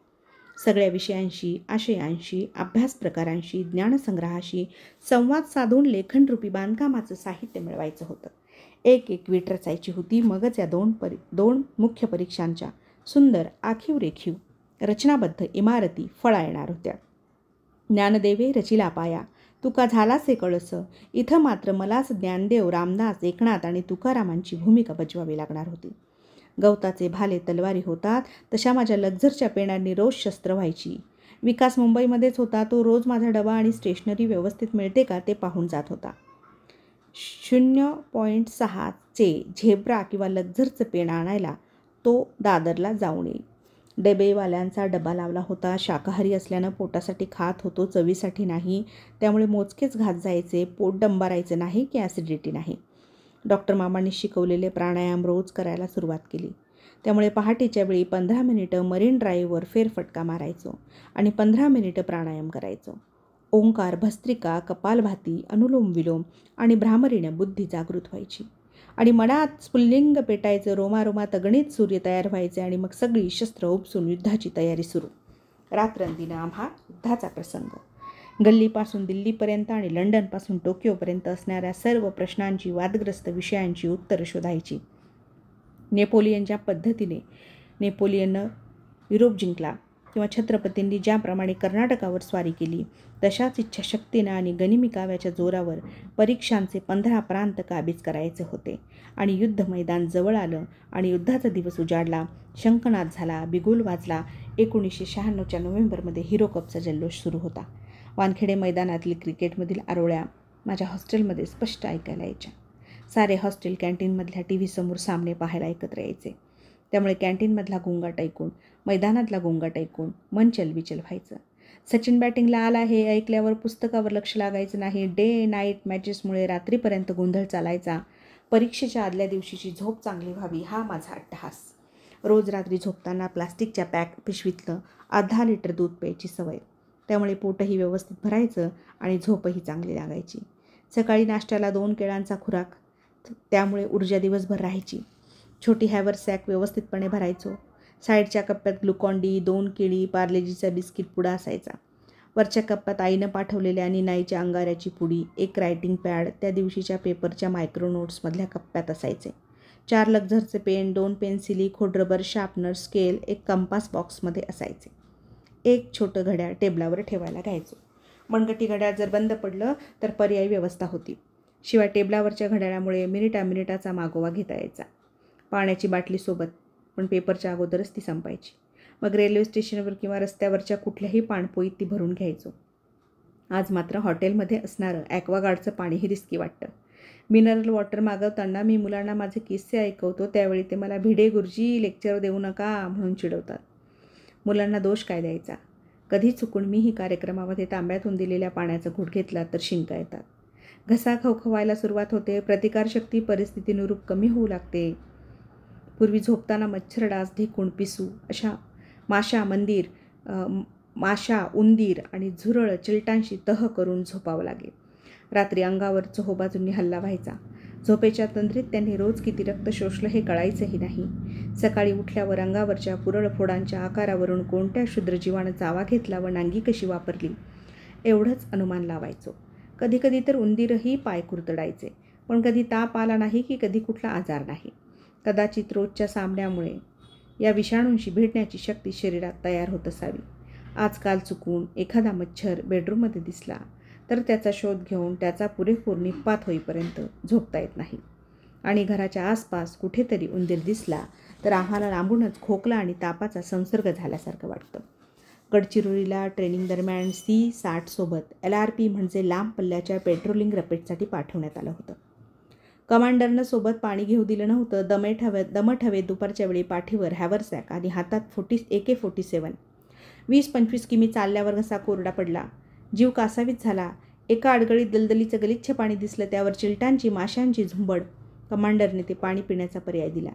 युद्धकाळात प्रतिकूल परिस्थितीला सामोरं जाताना 5 स्टार सुविधा मिळणार नसतात. आणि हो, 26/11च्या रात्री न जेवता 9:50ला ताजमध्ये आम्ही घुसलो. 5 तासांच्या धुमचक्रीनंतर ज्यावेळी पहिल्या मजल्यावर बॉलरूममध्ये पोहोचलो त्यावेळीही कुणीतरी अर्ध खाऊन टाकलेलं सफरचंद आणि पायदळीत उडवलेले वेफरचे तुकडे खाऊन शरीरात ऊर्जा निर्माण करावी लागली होती. म्हणून सिव्हिल सर्व्हिसेसची तयारी ही तुमच्या क्षमता आणि सहनशक्तीचा अंत पाहत असते. तुम्हाला ही परीक्षा प्रक्रिया पहिल्यांदा बडवते, रडवते, पण नंतर अशा रीतीने घडवते की कितीही मोठं आव्हान आलं किंवा संकटांशी सामना करावा लागला तरी तुमच्या तपश्चर्येतून निर्माण झालेल्या व्यक्तिमत्वाच्या जीवावर तुम्ही सर्वांना पुरून उरता, ते पण न थकता न हारता. आणि ही जीवघेणी, नागमोडी, माझा कस लावणारी मुख्य परीक्षा सुरू झाली. पहिले 2 पेपर भाषेचे आरामात लिहिलं. सामान्य अध्ययनाच्या तयारीसाठी रूमवर लवकर परतायचं होतं. त्यामुळे माझगावच्या सेल्स टॅक्स भवनवरून टॅक्सी पकडून रूमवर आलो. पुढचा पेपर 2 दिवसाच्या गॅपनंतर होता. सामान्य अध्ययनातील भारताचा आधुनिक इतिहास, गांधी, नेहरू, टागोर यांचे विचार, भारतीय राज्यव्यवस्था, चालू घडामोडी, भूगोल हे माझ्या आवडीचे विषय. तर अर्थव्यवस्था, सांख्यिकी आणि विज्ञान तंत्रज्ञान व्यवस्थितपणे कधीच गळी उतरले नाही. शरीरसौष्ठवाची तयारी करत असताना काही स्नायू दुर्बल राहिले की तो स्पर्धक लांबूनच ओळखायला येतो. माझ्या तयारीचंही तसंच होतं. माझ्या GSच्या ज्ञानाचं समप्रमाणात मूल्यमापन करणं परीक्षकाला अवघड होणार होतं. पेपरमध्ये 250 शब्दांच्या टिपांपासून 20 शब्दांपर्यंत संज्ञा स्पष्ट करा असे विविध स्वरूपाचे प्रश्न. 2 दिवस तटस्थपणे सर्व विषयांचं वाचन केलं. 2020मध्ये फलंदाज बॅटिंग करतात तसा परफॉर्मन्स द्यायचा होता. दोन्ही पेपरमध्ये वेग लावून सर्व प्रश्न सोडवण्याचा पुरेपूर प्रयत्न केला. VoIP फोन, मायक्रोवेव्ह ओव्हन हे बाजारात नवीन प्रकार होते. अशाही संज्ञा फार ज्ञान नसताना मराठीतून स्पष्ट करण्याचा प्रयत्न केला. बंगालच्या फाळणीवर प्रश्न होता. फुलटॉस चेंडूवर 6 मारावा तसा तो टोलवला. हेबियस कॉर्पसच्या रीटवर स्वच्छ टिप्पणी लिहिली. मानवी हक्काचा जागृतीमध्ये त्याचं समकालीन महत्त्व विशद केलं. गांधीजींच्या 7 सामाजिक पातके या संकल्पनेचा सुंदरपणे उहापोह केला. जगात एवढं संचित आहे की प्रत्येक माणसाची गरज पूर्ण होऊ शकते, पण एका व्यक्तीची हाव किंवा लालसा पूर्ण व्हायला सर्व संचितापुरं पडेल. या त्यांच्या वाक्याचा या 7 सामाजिक पातकांशी संदर्भ जोडला. राजकारणात आढळणारा तत्वांचा अभाव, ज्ञानाच्या क्षेत्रात आढळणारा चारित्र्याचा अभाव, विज्ञानाची मानवनिरपेक्षता, आनंद संपादनात आढळणारा सतसत विवेकाचा अभाव, उद्योग व्यापारात सचोटीचा अभाव, परिश्रमाशिवाय प्राप्त होणारी सधनता आणि त्यागाशिवाय केलेली उपासना या 7 पातकांचे धोके जर आम्ही वेळीच ओळखले व पुन्हा आमच्या संस्कारशील, वैभवशील इतिहासाकडे मागे वळून पाहिलं, चुकांची वेळीच दुरुस्ती केली, आधुनिकतेला परंपरेची जोड दिली तर जगात सर्वश्रेष्ठ असणारी आमची युवा पिढी पुन्हा शारीरिक, मानसिक, आध्यात्मिकदृष्ट्या श्रेष्ठ ठरेल. अशी त्यांच्या विचारांची मांडणी केली. अर्थशास्त्र, अर्थव्यवस्थेवर काय प्रश्न होते ते पुसटही आठवत नाहीत. स्टॅटिस्टिक्स 11वी-12वीला विज्ञान असल्यानं आणि गणित चांगलं असल्याने बरे गेले. एकूणच दोन्हीही पेपर बरे गेले. 600 मार्कांचं डोक्यावरचं ओझं उतरलं होतं. थोडं हलकं वाटायला लागलं. पुढचा पेपर निबंधाचा होता. 3 तास बसून एका विषयावर 200 मार्कांसाठी निबंध लिहिणं हे या परीक्षा प्रक्रियेतील सर्वात महत्त्वाचं आव्हान. ऐच्छिक विषयाच्या 60 मार्कांसाठी 700 पैकी 650 शब्द लिहिताना बऱ्याचदा बुद्धी काम करायचं बंद करायची. ऐच्छिक विषयाच्या 60 मार्कांसाठी 650 ते 700 शब्द लिहिताना बऱ्याचदा बुद्धी काम करायचं बंद करायची. आता या पेपरमध्ये तर 3-3.5 हजार शब्द लिहिणं हे आकलन क्षमतेचा अंतिम कस पाहणारं. एका पेजचा पेपर हातात पडला. 3 पैकी 1 विषय निवडायचा होता. पहिलाच विषय महिलांची सुरक्षितता आणि सक्षमीकरण. हा विषय मानव्यशास्त्राशी संलग्न तर होता, शिवाय माझ्या तयारी झालेल्या विषयात पहिल्या 5मध्ये त्याचं स्थान. मला आता विषयाचा आवाका आणि हातखंड असल्यानं आराखडा मांडायची गरज नव्हती. मी थेट विषयाला हात घातला आणि माझे या अत्यंत संवेदनशील व महत्त्वाच्या विषयावर विचार मांडायला सुरुवात केली. अर्थातच सुरुवात प्राचीन भारतीय संस्कृतीपासून केली. यत्र नार्यस्तु पूजन्ते रमन्ते तत्र देवताः, यत्रेतास्तु न पूजन्ते सर्वस्तत्राफलाः क्रिया. अर्थात ज्या ठिकाणी महिलांचा सन्मान होतो तेथेच देवतांचं वास्तव्य असतं, व ज्या ठिकाणी त्यांचा अपमान होतो, जेथे त्यांच्यावर अत्याचार होतो, तेथे कोणतीही क्रिया सफल होत नाही. अशा होकारात्मक कवनाने सुरुवात केल्यानंतर काही अपवाद वगळता प्राचीन व मध्ययुगीन काळातील महिलांच्या मूलभूत स्वातंत्र्याची गळचेपी आणि अपमानित जीवनस्थिती कशा प्रकारे झाली ते विस्तारानं मांडलं. विधवांचं अपमानित जीवन, सती पद्धती, शिक्षणाचा अभाव, स्त्री भ्रूणहत्या, बालविवाह, पर्दा पद्धती, जोहार, देवदासी, जनाना, हुंडा अशा व यासारख्या नकारात्मक प्रथा परंपरांनी कसं महिलांचं सातत्याने शोषण झालं व समाजात नेहमी त्यांना दुय्यम स्थान देण्यात आलं याचे संदर्भ देऊन विश्लेषण केलं. त्याचबरोबर रजिया सुलतान, चांदबीबी, गोंडची राणी दुर्गावती, नूरजहान, जिजाऊ अशा राजकीय मुत्सद्दी व भक्ती संप्रदायातील अक्का महादेवी, जनाबाई अशा स्त्री संतांच्या प्रभावशाली भूमिकाही मांडली. यानंतर इंग्रजी सत्तेचं व भारतीय समाजसुधारकांचं महिला सक्षमीकरणाच्या संदर्भातील रचनात्मक योगदान विशद केलं. स्वातंत्र्यानंतर घटनेच्या माध्यमातून व विविध कायदे पारित करून महिलांच्या सक्षमीकरणासाठी केलेल्या व्यापक उपाययोजना विस्ताराने लिहिल्या. शिक्षणाचं सक्षमीकरणातील स्थान व राजकीय क्षेत्रातील प्रतिनिधित्व यांचं महत्त्व स्पष्ट केलं. सुरक्षितता हाही सक्षमीकरणातील महत्त्वाचा पैलू. हे घरापासून होणाऱ्या अत्याचाराच्या पार्श्वभूमीवर विस्तारानं मांडलं.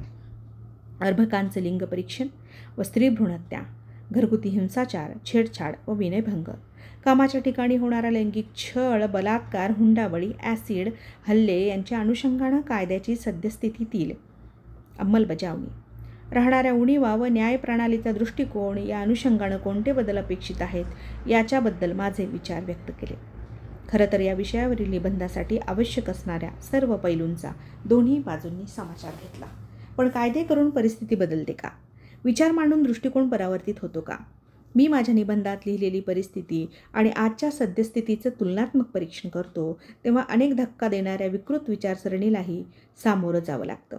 महिला सुरक्षा समित्या, fast track court, criminal amendment act 2013, POCSO कायदा, घरगुती हिंसाचाराविरुद्ध कायदा, IT act, Vishakha guidelines, Damini पथक, PCPNDT ॲक्ट, पिटा ॲक्ट अशा अनेक कायदेशीर उपाययोजना सांगता येतील.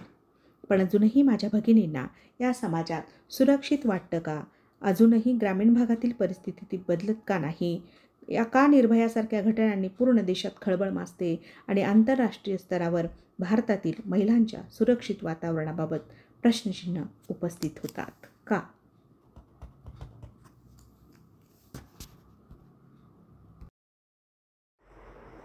मला आठवतं, मी पुण्याजवळच्या शिक्रापूरच्या पोलीस ठाण्यात अचानक भेटीसाठी गेलो होतो.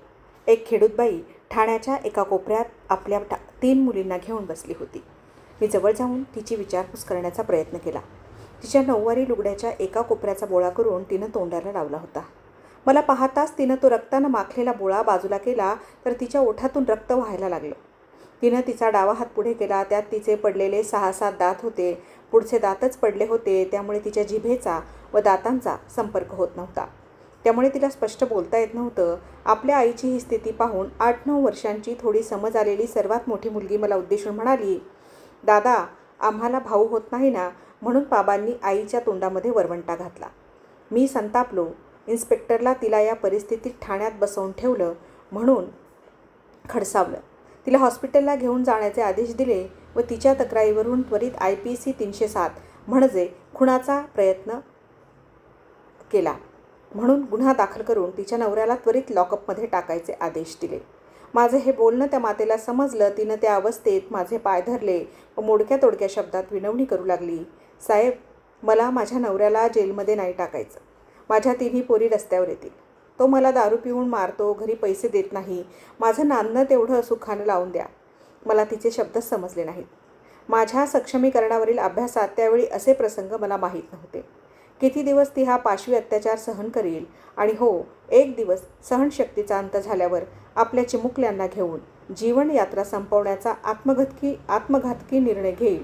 अशा घटना रोज कुठेतरी घडतात. आम्ही पाहतो. आम्हाला काही सुखदुःख नसतं. Jeans, T shirt, 4 wheeler, mobile आला की स्त्रीमुक्ती झाली का? चूल आणि मूल यातून ती शहरामध्ये ओव्हन आणि TV सिरियलच्या जंजाळात सापडली आहे. हाय फाय वर्तुळात ती किटी पार्ट्यांच्या लगबगीत आहे. शिकल्या सवरलेल्या किती जणींचे बाहू आपल्या खेड्यातली अशा असहाय्य भगिनींना नरकातून बाहेर काढण्यासाठी सरसावले आहेत माहीत नाही. कुसुमाग्रजांनी स्वातंत्र्य देवतेची विनवणी नावाची कविता 20 वर्षांपूर्वी लिहिली होती. त्यातल्या 2 ओळी खास पुरुषांना उद्देशून होत्या. समान मानव माना स्त्रीला तिची अस्मिता खुडू नका, देवी म्हणून भजू नका की दासी म्हणून पिडू नका. काय अपेक्षा आहे तिची? फक्त आपुलकीचे 2 बोल, प्रेमाचा दृष्टिक्षेप व नवऱ्याच्या संरक्षणाची सावली. कुंपणच शेत खायला लागलं तर जायचं कुठं? पाहायचं कुणाकडे? आई बाप घरदार सोडून भूतकाळ पुसून तिनं कशाच्या भरवशावर कोणाच्या विश्वासावर नवीन वर्तुळात प्रवेश करायचा? लग्न झाल्यावरच गॅसच्या स्टोव्हचा भडका होतो, कपडे धुताना विहिरीत पाय घसरतो आणि एका कोमजलेल्या शिनलेल्या अबलेचा जीव जातो. आईबाप आक्रोश करीत येतात, नातेवाईक मध्यस्थी करतात, पण बहुतेक ठिकाणी आर्थिक आधारावर तोडगा निघतो. क्वचित ठिकाणी गुन्हेही दाखल होतात. लग्नातले दागिने, हुंडा, भांडी कुंडी परत दिली जातात. भर म्हणून 50-60 हजार वर दिले जातात. आईबापाला तोवर लग्नाला आलेली 2 नंबरची पोरगी दिसते. तिच्या भविष्यकाळासाठी ही तडजोड स्वीकारली जाते. पोलिसात जाऊन पोरगी काय परत जिवंत होणार आहे का, असा सूर सगळीकडे निघतो. काही दिवसांनी सगळं गोड होतं. नवऱ्याचं दुसरं लग्न होतं. इकडं आईबाप दुसऱ्या मुलीचं पहिल्या मुलीच्या टाळवावरच्या लोण्यावर धूमधडाक्यात लग्न लावून देतात. मात्र त्या अबलेचा आत्मा भीर भीर फिरत राहतो. तिची साधीसुधी अपुरी स्वप्न वास्तवात यायच्या अगोदरच काळानं खाऊन टाकलेली असतात. अशा रोज 2-3 सो कॉल्ड एडी अकस्मात मयत जिल्ह्यात दाखल होतात. DYSP भेटही देतात, पण उदासीनतेमुळे 90% दप्तरी दाखल होताच 10% गुन्हे दाखल होतात. त्यांचं तरी काय होतं? ट्रायलच्या वेळी रक्ताचे साक्षीदार उलटतात आणि 4 दंड्यांसाठी जवान पोरीच्या मृत्यूचे मोल ठरतात. सगळे जे व्यवस्थेमध्ये संबंधित आहेत, जमेल त्या मार्गाने त्यांच्या तोंडावर चिकट पट्ट्या बांधल्या जातात. आम्ही तर म्हणे आमच्या संस्कृतीचंच पालन करीत आहोत. त्या घर सांभाळतात, प्रजनन करतात, म्हणूनच त्या पूजनीय आहेत. म्हणूनच त्यांचं संरक्षण करायचं आहे. लहानपणी बापानं, तरुणपणी नवऱ्यानं व म्हातारपणी मुलानं तिची जबाबदारी घ्यायची. तिचं स्वतःचं काय आहे? तिला देणंच ठाऊक आहे. तिची काय ओळख, काय अस्तित्व आहे? तिला हवा आहे बँक बॅलन्स, तो नवऱ्याच्या प्रेमाच्या ओलसर स्पर्शाचा. तिला पाहिजे आहे क्रेडिट कार्ड ढेकर देताना मुलानं आई किती छान स्वयंपाक केलास ग अशा आपुलकीच्या उद्गारांचा. तिची इस्टेट म्हणजे सगळ्या घराचं सुख, त्या सुखावर तिच्या अस्तित्वाची एक सोनेरी किरणांची लकेर. ती म्हातारपणी नातवंडात हरवते, त्यांच्या मिस्किल चाळ्यांनी हरकते आणि असं सगळ्यासाठी झिजता झिजता ती एक दिवस विरून जाते. पण जाताना सोडून जाते तो पुण्याईचा मंद सुवास, आपल्या मागे आपल्या कुटुंबाचं भलं चिंतणारा, आशीर्वादाचा संत झिरपणारा झरा. म्हणून अभ्यास आणि अभ्यास, कष्ट आणि कष्ट हाच उपाय आहे सक्षमीकरणाचा व सुरक्षित होण्याचा. मी स्वतःच्या पायावर खंबीरपणे उभी राहिले तरच हे प्रश्न निश्चित स्वरूपात सुटणार आहेत. हे मुलींनी ठामपणे स्वतःच्या मनावर बिंबवणं आवश्यक आहे. आमची 70 जणांची IPSची ट्रेनिंग बॅच होती. त्यामध्ये 5 महिला प्रोबेशनर होत्या. त्यात भारती जजोरियाही होती. ॲक्वॅटिक मीटच्या वेळी पोहण्याच्या स्पर्धेत आम्ही वेगवेगळ्या ट्रॅकमध्ये पुरुष प्रोबेशनर्स पाहत होतो. पण फ्रीस्टाईल, ब्रेस्टस्ट्रोक, बॅकस्ट्रोक, बटरफ्लाईज सगळ्या इव्हेंटमधील मेडल एकटी भारती घेऊन गेली. हॉर्स रायडिंग स्पर्धेच्या वेळीसुद्धा भारतीनंच बाजी मारली. त्यामुळे चौकट मोडायची गरज आहे. नाजूक साजूक, गृहलक्ष्मी, अबला, सौंदर्यवती, रूपगर्विता ही सगळी टायटल झुगारून द्यायची आहेत व स्वतःला कणखर, आत्मनिर्भर, खंबीर, स्वावलंबी, सक्षम, शक्तिशाली बनवायचं आहे. त्यासाठी एकच अट आहे, ती म्हणजे अभ्यास, महत्त्वाकांक्षा, श्रम, प्रयत्न आणि पराकाष्ठा. माझी मुलगी 7 वर्षाची होती. त्यावेळी तिला मी डॉक्टर APJ अब्दुल कलाम सरांना भेटायला घेऊन गेलो होतो. ती त्यांना टीव्हीवर पाहायची तेव्हा ऐकतच राहायची. तिला त्यांचे शब्द कळत नव्हते, पण त्यांच्या चेहऱ्यावरचं मुलांविषयीचा पार प्रेम, आशावादी दृष्टिकोन व पोट तिडकीची तळमळ मात्र दिसत होती. मंजिलें उन्हीं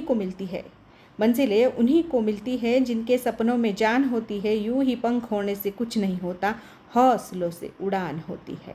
हो, कलाम सरांनी आम्हाला स्वप्न पाहायला शिकवलं, आत्मविश्वास, आशावाद व हौसला दिला. सरांनी ज्यावेळी जान्हवीला विचारलं, yes my child, what do you want to become in your life? Do you want to become IPS officer like your father? जान्हवीनं उत्तर दिलं, no sir, I want to become doctor APJ Abdul Kalam. हो, ध्येय मोठं ठेवायचं, उंच ठिकाणी गर्दी नसते व स्पर्धाही नसते. तिथं जायची वाट मात्र खडतर असते. Mother Theresa, Kalpana Chawla, Sunita Williams, Helen Keller, राणी लक्ष्मीबाई, माताजी जिजाऊ, सावित्रीबाई फुले अशा कितीतरी आदर्श आहेत ज्यांना परिस्थितीवर स्वकष्टानं विजय मिळवला व स्वतःचं स्थान निर्माण केलं. मीही घेणार अशी अस्मान भरारी, मीही होणार दिग्विजयी. स्वामी विवेकानंदही म्हणतात, no bird can fly with one wing. खरंच गरज आहे ती आज समाजाच्या दोन्ही पंखांना बळ देऊन एक सबल व सक्षम भारत घडवण्याची. मीही वाटा उचलणार त्या स्वप्नाला वास्तवात उतरवण्यासाठी. माझ्या पंखांना मी ताकद देणार आणि बनणार तेवढी सक्षम, तेवढी स्वावलंबी की कोणी म्हणणार नाही की नारी आणि पशु दोन्हीही ताडनासाठी पात्र आहेत. निर्भया एपिसोडनंतर IPCमध्ये विस्तृत बदल केले आहेत. बलात्काराची व्याख्या विस्तृत केली. 2 किंवा 2पेक्षा अधिक वेळा बलात्काराचा गुन्हा केल्यास फाशीच्या शिक्षेची तरतूद करण्यात आली. ॲसिड अटॅकसाठी जन्मठेपेची शिक्षा दिली जाणार आहे. विनयभंगाच्या गुन्ह्यांची व्याप्ती वाढवली. अत्याचारग्रस्त महिलेला अजून अपमानित करणाऱ्या वैद्यकीय चाचण्या हटवल्या गेल्या. मनोधैर्य योजनेच्या माध्यमातून तिच्या पुनर्वसनासाठी उपाययोजना करण्यात आली. पोक्सो कायद्यानं बालकांच्यावर होणाऱ्या अत्याचारासंबंधी कठोर शिक्षांची तरतूद करण्यात आली. पण तरीही असे गुन्हे रोज घडत आहेत. काय करता येईल असे अत्याचार थांबवण्यासाठी गेल्या 5 वर्षातल्या आकडेवारीचा अभ्यास केला तर एकूण 7,850 बलात्कारातील आरोपींपैकी 7,380 हे पीडित महिलेला ओळखत होते. म्हणजे 94% गुन्हा करणारे हे परिचयातले होते. विश्लेषण केले तर त्यात शेजारी 37% मित्र, 17% प्रियकर, 8% नातेवाईक, 6% पालक 3% आणि शिक्षक 1% दिसतात. या एकूण पीडितांच्या संख्येच्या 35% पीडित मुख्यत्वे करून 14 ते 18 वयोगटातील दिसतात. आणि सगळ्यात महत्त्वाचं म्हणजे सर्वाधिक बलात्कार हे घरात घडतात. कशी करता येतील आपली घरं आणि आपला समाज सुरक्षित आणि विश्वासार्ह? अनुभवाचे बोल म्हणून माझ्या लहान बहिणींना काही उपदेश देऊ इच्छितो. सभोवतालच्या परिस्थितीबद्दल जाणीव व हल्लेखोरांच्या इराद्याबद्दलची योग्य माहिती यातून स्वसंरक्षणाची पहिली पायरी सुरू होते. शारीरिक संपर्क यायच्या आतच आश्चर्याचा धक्का देऊन स्वतःची सुटका करणे अधिक महत्त्वाचे असते. मी पश्चिम मुंबईचा अतिरिक्त पोलीस आयुक्त असताना एक दुर्दैवी घटना घडली होती. बांद्र्यामध्ये एका जर्मन मुलीवर एका गुन्हेगारानं पाशवी बलात्कार केला. आम्ही त्या गुन्हेगाराला 24 तासात पकडलं. पण या घटनेतून अनेक बोध घेण्यासारखे आहेत. ही तरुण मुलगी ज्या अपार्टमेंटमध्ये एकटी राहत होती तिचे दोन्ही वॉचमन त्या रात्री डाराडूर झोपले होते. त्या एकाच फ्लॅटच्या खिडक्यांना ग्रिल नव्हतं, त्यामुळे त्या घरफोड्यानं तो फ्लॅट हेरला. तो स्पायडरमॅनसारखा सुवेज पाईपवरून 4थ्या मजल्यावर चढला. त्या मुलीनं खिडकीच्या खिट्ट्याही आतून लावल्या नव्हत्या, त्यामुळे तो सहज आत शिरू शकला. ज्या दुसऱ्या रूममध्ये ती झोपली होती तिचा दरवाजाही तिनं आतून लॉक केला नव्हता, त्यामुळे अशी संधी साधून चोरी करण्याच्या उद्देशानं घुसलेल्या त्या गुन्हेगारानं किचनमधल्या सुरीच्या साहाय्याने त्या असहाय्य मुलीवर हल्ला केला. तिनं त्याच्या या हल्ल्यातून स्वतःची सुटका करून घेतली व फ्लॅटच्या बाहेर पडून शेजारच्याचा दरवाजा ठोठवू लागली. बिचारीला शेजारच्या फ्लॅटला बाहेरून कुलूप आहे हेही ठाऊक नव्हतं, त्यामुळे चोर मागून परत तिच्यावर चाल करून आला. ती जर जिन्यावरून खाली धावली असती तर तिला स्वतःची सुटका करून घेता आली असती. जर तिनं दरवाजे खिडक्या झोपतेवेळी व्यवस्थित बंद केल्या असत्या, तिच्या खिडक्यांना ग्रिल असतं, शेजाऱ्यांबद्दल माहिती असती, वॉचमन जागे असते, वॉल कंपाऊंड मजबूत असतं, सुवेज पाईपला टोकदार तारा लावल्या असत्या तर कदाचित ही घटना टाळता आली असती. म्हणून 6th सेन्सचा वापर महत्त्वाचा. अशा व्यक्तीचा आणि प्रसंगाचा पहिल्यापासून मोह टाळा जो तुम्हाला धोक्यात घालू शकतो. आणि हो, 2-3 दिवसांचे कराटे ट्रेनिंग घेऊन आपण सुपरवुमन झालो असं समजू नका, ते अधिक घातक आहे. त्यासाठी स्वसंरक्षणाचं पूर्ण वेळ प्रशिक्षण महत्त्वाचं. अचानक उद्भवणाऱ्या परिस्थितीला सामोरं जाण्यासाठी अनेक वेळा सिम्युलेशन सराव महत्त्वाचे असतात. त्यामुळे त्या हल्लेखोराला भिडायच्या आधी तिथून स्वतःची सुखरूप सुटका करण्यास प्राधान्य द्यावं. आणि जर एकदा हल्लेखोराशी लढाई करणं क्रमप्राप्त आहे ध्यानात आलं तर मग मात्र रणरागिणीप्रमाणे पूर्ण ताकदीनिशी भिडायचं. जर आपण गांगरलो त्या विकृत हल्लेखोराला राग येईल, तो दुखावेल अशी धारणा करून घेऊन जर त्याच्याशी सहकार्याची भूमिका घेतली तर तुम्ही स्वतःला अधिक गंभीर संकटात ढकलत असता. त्यामुळे पहिले त्याचे डोळे फोडायचे, नंतर त्याच्या दोन्ही मांड्यांमध्ये लाथ घालायची आणि पहिला हल्ला त्वरित आणि जलद गतीनं आपण चढवायचा. कदाचित तुम्हाला असा एकच चान्स मिळेल, ती संधी गमवायची नाही. त्या हल्लेखोराच्या घशावर, पोटावर, कपाळावर, हनुवटीवर, डोळ्यावर, गुडघ्याच्या वाटीवर हल्ला करायचा. जर तो पुढून हल्ला करत असेल तर गुडघ्यानं दोन्ही मांड्यांमध्ये वार करा.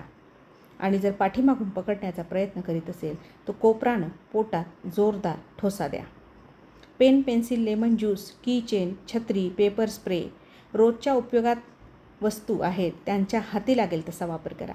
परिस्थिती जशी असेल त्याप्रमाणे बुद्धी आणि शरीराचा प्रसंगावधान बाळगून वापर करा. सध्या सोशल मीडियाच्या माध्यमातून अनेक फसवणारे तुम्हाला भेटू शकतात. तुम्हाला भावनिकदृष्ट्या गंडवून तुमचं आयुष्य उद्ध्वस्त करू शकतात. त्यामुळे फेसबुक, व्हॉट्सअपवर जरा जपून आपली ओळख, नाव, पत्ता, फोटो खूप काळजीपूर्वक इतरांशी शेअर करा. आणि पालकांनी आपल्या मुलांवर त्यांच्या व्हर्च्युअल जगावर लक्ष ठेवा. पोलिसिंग करू नका, पण विश्वासाने त्यांच्याशी संवाद करा. टीन एजमध्ये काय चांगलं काय वाईट त्यांना कळत नाही. मुली कोणाबरोबर डेटिंगवर कुठे जात आहेत हे तपासा. कदाचित त्या संभाव्य बलात्कारासोबत धोक्याच्या ठिकाणी जाऊ शकतात. जे पुरुष किंवा मुलं हिंसाचार, ड्रग्ज, दारू, हत्यारं याबद्दल नेहमी बोलतात त्यांची संगत करू नका. जे लैंगिक विषय जाणीवपूर्वक गप्पांवेळी काढतात त्यांच्यापासून सावध राहा. पुन्हा पुन्हा ध्यानात ठेवा की हल्ल्याच्या वेळेचे पहिले काही क्षणच सुटकेसाठी उत्तम असतात. आणि स्वतःची सुटका करायला साम, दाम, दंड, भेद सगळे खरे खोटे मार्ग वापरा. आणि हो, जर दुर्दैवाने आपण अशा अत्याचाराला बळी पडलो तर कृपया स्वतःला दोष देऊ नका. ज्या नराधमानं गुन्हेगारी कृत्य करून तुमच्यावर अत्याचार केला त्याला शिक्षा होईल यासाठी खंबीरपणे पुढे या. पण स्वतःला नकारात्मकता, निराशा किंवा अपराधीपणाच्या गर्तेत जाऊ देऊ नका. पालकांनीही आपल्या पाल्याच्या मानसिकतेला अशावेळी अत्यंत संवेदनशील व समानुभूतीनं सावरणं आवश्यक आहे. निबंधाच्या पेपरनं मोठा आधार दिला. आता माझ्या प्रभुत्व असणाऱ्या इतिहास विषयाची बारी होती. इतिहासाचा आवाका मोठा होता. भारताच्या प्राचीन, मध्ययुगीन व आधुनिक इतिहासासोबत जगाच्या आधुनिक इतिहासाची तयारी केली होती. राजे, रजवाडे, युद्ध, तहांसोबत त्या वेळच्या नागरीकरणावर प्रश्न विचारले जाणार होते. कला, साहित्य, संस्कृतीसोबत समाजाच्या तळागाळातल्या घटकांचं आर्थिक व सामान्य जीवन कसं होतं इथपर्यंतच्या घटकांवर आधारित प्रश्नपत्रिकेचा मसुदा असतो. साधारणपणे 300 मार्कांच्या पेपरमध्ये 60 मार्कांचे 3 प्रश्न व 20 मार्कांसाठीच्या 6 टिपा लिहिणं आवश्यक होतं. एक प्रश्न मात्र नकाशांवर असायचा. दिलेली स्थानं नकाशावर दर्शवून त्यांचं 50 शब्दात महत्त्व विशद करायचं असायचं. दिलेली स्थानं विषयात हातखंडा असल्यानं उत्तरं सपासप लिहित गेलो. पेपर 5 मिनिटं अगोदर संपवला. उलटा सुलटा चेकही केला व विजयी मुद्रेनं परीक्षकाच्या हाती दिला. पेपर सुरू होण्यापूर्वीचा चेहरा आणि संपायची बेल झाल्यावरचा चेहरा यात कमालीचा फरक असतो. कॉन्स्टिपेशनचा त्रास असणाऱ्याला पोट साफ झालं की येणारा पिकू फिलिंग त्यात असतं. असो, अजून युद्ध संपलं नव्हतं. रूमवर परतलो. मराठी साहित्याचा पेपर 15 दिवसांनी होता. मधल्या 15 दिवसात MPSCचे 6 पेपर 3 दिवसात द्यायचे होते. युद्धसदृशी परिस्थिती होती. रोज सलग 6 तास 2-2 पेपर लिहून बोटं दुखायची. मेंदूला शीन यायचा, हात पाय गळायचे, पण शर्यत सलग होती. अस्तित्वाची लढाई. जीवावर बेतलं की माणूस त्याच्या सर्व क्षमतांना बाहेर काढत असतो. मला आठवतं मी लातूरला SP होतो. 22 मे 2003 हा माझी मुलगी जान्हवीचा पहिला वाढदिवस. एक दिवस अगोदर घरात बरीच पाहुणे मंडळी जमली होती. त्यामुळे रात्री लातूर पोलीस मुख्यालयाच्या रेस्ट हाऊसवरच विश्रांती घ्यायचं मी ठरवलं. सकाळी उठून मी तिकडे जाणार होतो. ड्युटीनंतर वाढदिवसाच्या पूर्वतयारीत उर्वरित वेळ गेल्यामुळे अंग शिणलं होतं. त्यामुळे बिछाण्यावर अंग टाकताच मला झोप लागली. पहाटे 3 वाजता फोनच्या बेलच्या आवाजानं जाग आली. रेणापूरजवळ कारेपूरमध्ये दरोडा पडला होता. दरोड्यामध्ये एका 80 वर्षाच्या वृद्धेचा खूनही झाला होता. पोलिसांनी 3 दरोडेखोरांना रेणापूरच्या शिवाराजवळ गाठलं. मग पाठलाग सुरू झाला. आम्ही गावकऱ्यांच्या मदतीनं 3 सर्कलमध्ये हा पाठलाग चालू ठेवला. 62 किमीच्या पाठलागानंतर 3 आरोपींना घेरण्यात आम्हाला यश आलं. त्यातल्या एकानं दगडफेक करता करता एका चिंचोळ्या विहिरीत उडी घेतली. त्या पडक्या विहिरीत अर्धा फुटच पाणी होतं.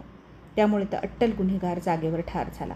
इतर 2 पकडले गेले. पडक्या विहिरीत उडी घेऊन आत्महत्या केलेल्या त्या तरुण गुन्हेगाराच्या चेहऱ्यावर हाताच्या नखांच्या ओरखड्यांचे व्रण होते आणि त्या मृत वृद्ध महिलेच्या नखामध्येही त्या दरोडेखोराच्या कातडीचे अवशेष सापडले.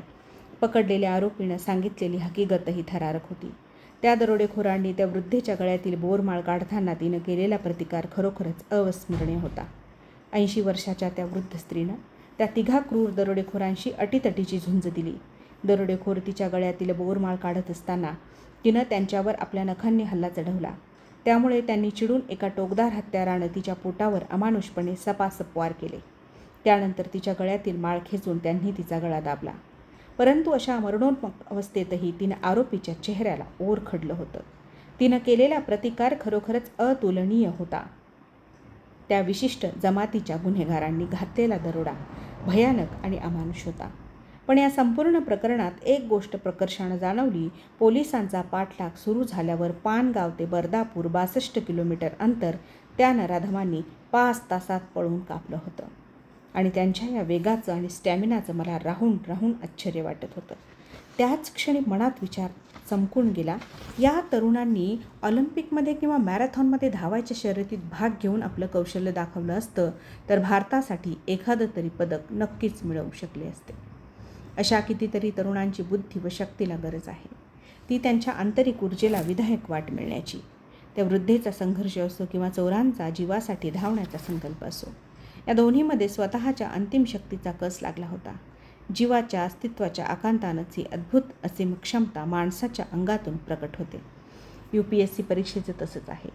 जो पूर्ण ताकदीनं तयारीनिशी जीवाच्या आकांतानं स्पर्धेत उतरतो तो जिंकतो. मला अलीकडे 21 किमी मॅरेथॉन धावण्याचं वेड लागलं आहे. सुरुवातीला सलग 10-11च्या गतीनं 21 किलोमीटर धावणं अशक्यप्राय वाटायचं. पण आसपास वयाची 60 गाठलेल्या महिला ही स्पर्धा पूर्ण करताना दिसायच्या की आत्मविश्वास दुणावायचा. 2013मध्ये 2 तासांच्या आत हाफ मॅरेथॉन धावण्याचं लक्ष्य मी ठेवलं. तरुण पोलीस कर्मचाऱ्यांना घेऊन सरावही केला. सुरुवातीला 5 किमीपासून सुरुवात केली. दर आठवड्याला 2 किमी अंतर वाढवत गेलो. डिसेंबरपर्यंत 21 किमी 2 तासाच्या आसपास पूर्ण होईल असा आत्मविश्वास आला. पण योगायोगानं आमचा पोलिसांचा उमंग कार्यक्रम आदल्या रात्री आला. कार्यक्रमाचं पूर्ण संयोजन माझ्याकडे असल्यानं या 6 तासांच्या कार्यक्रमाच्या तयारीसाठी आदल्या दिवशी 8 तास तरी तयारीसाठी उभा होतो. मुंबईमध्ये स्टॅपेडमध्ये 28 लोक मृत्युमुखी पडल्यानं या कार्यक्रमावर चिंतेचं सावट होतं. पोलीस आयुक्तांपासून सगळे मानसिक तणावात होते. कार्यक्रम रात्री 1पर्यंत संपला. जेवण करून ऑफिसवर पोहोचायला 2:30 वाजले. उशिरा जेवल्यानं आणि दिवसभराच्या तणावानं डोकं ठणठणत होतं. बांद्र्याच्या ऑफिसमध्ये झोपण्याचा निर्णय घेतला. काही केल्यानं डोळा लागला नाही. अर्धवट ग्लानीत तासभर झोपलं असेन की 5 वाजताचा अलार्म वाजला. प्रचंड ॲसिडिटी झाली होती. अंग मुलखाचं दुखत होतं. शरीराचा कुठलाही अवयव धावण्यासाठी हिरवा दिवा दाखवत नव्हता. मात्र नेहमीप्रमाणे मन बांद्र्याच्या सी लिंकवरील मॅरेथॉनच्या आरंभरेषेकडे खेचू पाहत होतं. बहिणाबाई म्हणतात, मन पाखरू पाखरू त्याची काय सांगू मात, आता होतं भुईवर गेलं गेलं आभायात. एकदा मनानं ठरवलं की शरीराला ते ऐकावंच लागतं. स्पोर्ट्स किट चढवून 2-3 मिनटं उरली असताना मॅरेथॉनच्या आरंभरेषेजवळ पोहोचलो. कृष्णप्रकाश, अनिल अंबानी धावण्याच्या तयारीत होते. अकादमीतले आमचे AD-OD अतुल कारवल आपल्या मुलींसोबत धावायला आले होते. कारवल सरांनी मला पाहून जवळ येऊन कडक हस्तांदोलन करून शुभेच्छा दिल्या. सरांच्या हाताचा स्पर्श होताच पूर्ण शरीरात चार झालं. वेदना कुठच्या कुठं पळून गेल्या. 50शीत या अवलिया IPS अधिकाऱ्यानं एव्हरेस्ट सर केलं. पूर्ण देशभरात सायकलनं प्रवास केला आहे. मार्शल आर्टमधील 6 अत्युच्च बेल्ट जिंकले आहेत. सरांच्या काळ्या केसांचं रूपांतर आता क्लोनीसारख्या ग्रे केसात झालं आहे. सडपातळ शरीरयष्टीचे चपळ, स्मार्ट आणि करारी भेदक डोळ्यांचे करवल सर हे स्वतःच एक मूर्तिमंत प्रेरणास्त्रोत आहेत. अकादमीमध्ये मी सरांचा आवडता प्रोबेशनर होतो. त्यांना मला दाखवायचं होतं की त्यांचा आदर्श समोर ठेवून मी माझा फिटनेस अजून सुधारला आहे. सरांच्या दर्शनानं एवढी ऊर्जा पहाटे पहाटे मिळाली की मी घोड्यासारखा धावलो. पण पेडर रोडचा चढ लागला तसा माझा श्वास फुलू लागला, दम भरला, पायाच्या पोटरीतून गोळे येऊ लागले. रस्त्याच्या दोहो बाजूंनी दुतर्फा गर्दी होती. लोक हुरयो, शिट्ट्या, आरोळ्या ठोकून धावपटूंना प्रोत्साहन देत होते. माझी गती मंदावत होती. पायात गोळाही आला होता. तेवढ्यात फोर्स 1चे 4 जवान पाठीमागून आले आणि सर जोर लावा, थोडंच बाकी आहे असा आश्वस्त आवाज त्यांनी दिला. मी जोर लावला. पायांनी गती पकडली. इंजिनमध्ये अडकलेला कचरा निघाला होता. चढही संपला होता. रिदम पकडला आणि जवानांसोबत पावलं टाकायला सुरुवात केली. मरीन ड्राईव्हवर रूपा, जान्हवी, रणवीर उभेच होते. रणवीरनं daddy run, you have to be the first म्हणून हातात गॅटोरेडची बाटली दिली. माझ्यापुढे शेकडो रनर, पण आपला बाप सुपरमॅन आहे असं प्रत्येक मुलाला वाटतं तसं त्यालाही वाटलं. मी त्याच्यासमोर 4-5 जणांना ओव्हरटेक केलं. ते हे पाहून तो अजून जोशाने ओरडला, that's the spirit daddy, pick up the speed. मी चर्चगेट क्रॉस केलं. हुतात्मा चौकातून शेवटच्या 500 मीटरची स्टेज दिसत होती. घड्याळात 2 तास संपायला 4 मिनिटं होती. मला 2 तासात पूर्ण अंतर कापायचं होतं. 4 मिनिटात 500 मीटर हे सोपं आव्हान होतं. मग जवानांसोबत पूर्ण ठणकणाऱ्या पायांना शेवटचा स्प्रिंट घ्यायचा आदेश दिला. मॅरेथॉनची फिनिशिंग लाईन लीलया क्रॉस केली. घड्याळात 7 तास 57 मिनिट 15 सेकंद आकडे पडले होते. अंडर 2च्या कॅटेगरीमध्ये मी मॅरेथॉन पूर्ण केली होती. क्रॉस लाईनच्या बाहेर पडताच अंगातलं त्राण संपलं आणि मी कोसळतो की काय हे पाहताच माझ्या कर्मचाऱ्यांनी मला सावरलं. मी माझे शूज काढले तर सॉक्ससोबत दोन्ही अंगठ्यांची नखही बाहेर आली होती. कमालीच्या वेदना देणाऱ्या रक्तबंबाळ अंगठ्यांना घेऊन बॉम्बे हॉस्पिटल गाठलं. पण समाधान होतं की टार्गेट गाठलं. ही स्पर्धा परीक्षा ही अशीच असते, प्रत्येक क्षणाची, कणाची आणि मनाची चाचणी घेणारी. UPSCच्या मुख्य परीक्षेच्या वेळापत्रकात साहित्य विषयाचे पेपर मुख्य प्रवाहातील विषयाच्या पेपरनंतरच साधारण महिनाभराच्या गॅपने यायचे. दरम्यानच्या काळात एकात एक पाय घालून आलेलं MPSCच्या मुख्य परीक्षेचं आव्हान पेलायचं होतं. गतवर्षीचा अनुभव होता. समाजशास्त्राशी जाण तयार झाली होती. 1.5 वर्षाच्या काळात दुपटीनं प्रगल्भता आली होती. महाराष्ट्राबद्दल अधूनमधून वाचायला सुरुवात केली. राज्य शासनाच्या योजना व लोकराज्य या मराठी मासिकांनी सामान्य अध्ययनाचा पाया अधिक मजबूत केला. स्टडी सर्कलचं स्पर्धा परीक्षा मार्गदर्शक ही अनेक अंगाने मदत करायचं. गेल्या मुलाखतीच्या अनुषंगानं महाराष्ट्रावर भर असलेल्या पेपर 2ची आपसूक तयारी झाली होती. रोज 2 अशा हिशोबानं एकापाठोपाठ एक सलग 4 दिवस MPSCच्या मुख्य परीक्षेचे 8च्या 8 पेपर पेन व पेपरसोबत उत्तुंग अष्टपैलू खेळी करीत यशस्वीपणानं बेरले. वेळ संपण्याच्या आधी प्रत्येक उत्तरपत्रिकेवर 10 मिनिटं काही चुकलं का, राहिलं का हे तपासण्यासाठी नजर फिरवायचं. त्यावेळी 30-32 पानांमध्ये भावी यशाची चाहूल लागायची. समाधान वाटायचं. उगाचच गुदगुल्या व्हायच्या. मॅरेथॉनमध्ये पायाची बोटं कामातून जातात तसंच काही सलग पेपर लिहिल्यानंतर हाताच्या बोटांचं व्हायचं. शिवाय माझी पेन घट्ट धरून पेपरवर दाबून लिहायची सवय. त्यामुळे मेल्यावर रिगर मॉर्टिसनं शरीर जसं ताठ होतं तशी बोटं आपसूक ताठ व्हायची. मग त्यांना हळूवार तेलानं मालिश करून दुसऱ्या दिवशीच्या तेवढ्याच तीव्र हातघाईच्या लढाईला सामोरे जाण्यासाठी सिद्ध करायचो. बऱ्याचदा सलग 6 तास 2 पेपर लिहून आणि परत सलग 6-8 तास अभ्यासाला टेबल खुर्चीवर वाकडं तिकडं बसून पाठ आखडायची. कुठे ना कुठे मानसिक तणाव वाढल्यानं दुखत राहायचं. पण गावाकडे गावठी स्टाईलने शिकलेले सूर्यनमस्कार वजा दंड मदतीला धावून यायचे. 12-12च्या 2 सेटमध्ये मित्र, रवी, सूर्य, भानू, खग, पूषण, हिरण्यगर्भ, मरीच, आदित्य, सविता, अर्क, भास्कराय नमो नमः म्हणून सूर्याच्या 12 नावांचा उद्घोष करून सूर्यनमस्कार घातले की पाठीच्या प्रत्येक मणक्यात आणि शरीराच्या प्रत्येक रोमारोमात प्रचंड ऊर्जा देणारे अगणित सूर्य निर्माण व्हायचे. मग काय, तुका आकाशा एवढा या उक्तीप्रमाणे सर्व क्षमतांचा कस लावून अभ्यासाचं तांडव करण्यासाठी शरीर, बुद्धी आणि मन सुसंगतीने तयार व्हायचं.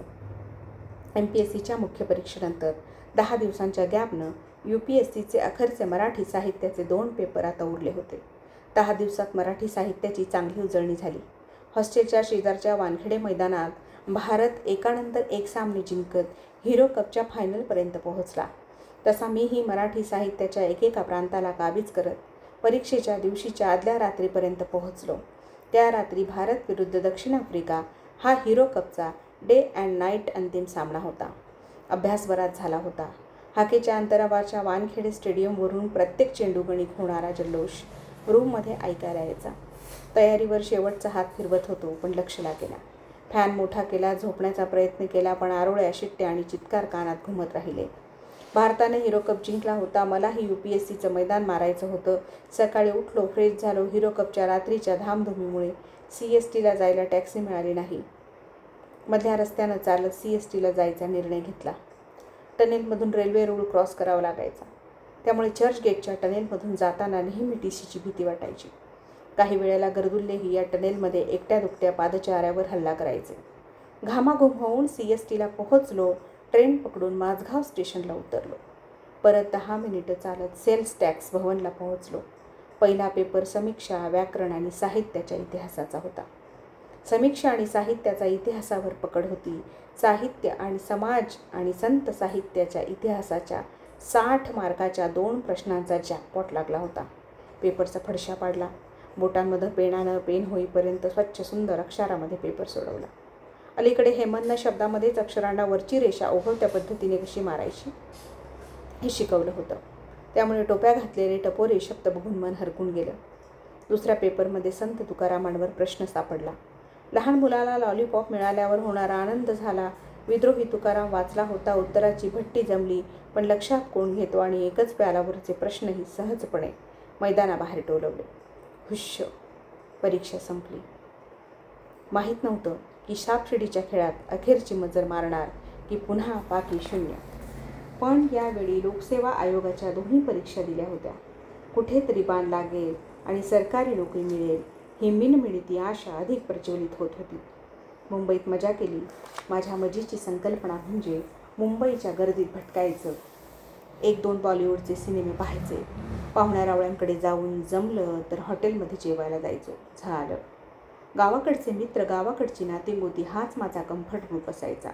जी मुंबई मी आज पाहतो ती चुकूनही कधी तेव्हा नजरेस पडली नाही. SIACमधून काही जण आम्ही कुलाब्याच्या आमदार निवासातील मॅजेस्टिक कॅन्टीनला कधीतरी पावभाजी खायला जायचो. मैद्याच्या रोट्यांचं आणि माझं कधीच जमलं नाही. पिझ्झा हा काय प्रकार असतो हे मला अगदी अलीकडे म्हणजे पुण्याला SP असेपर्यंत माहीत नव्हतं. आत्ता मात्र खाद्यपदार्थांची पुरती ओळख झाली, पण जिभेची चव मात्र मेली आहे.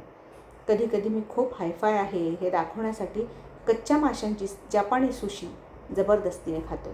तेव्हा उबळही येते. उगाच ॲडव्हेंचर म्हणून अमेरिकेत ट्रेनिंगला असताना सुसरीचं मटणही खाल्लं आहे.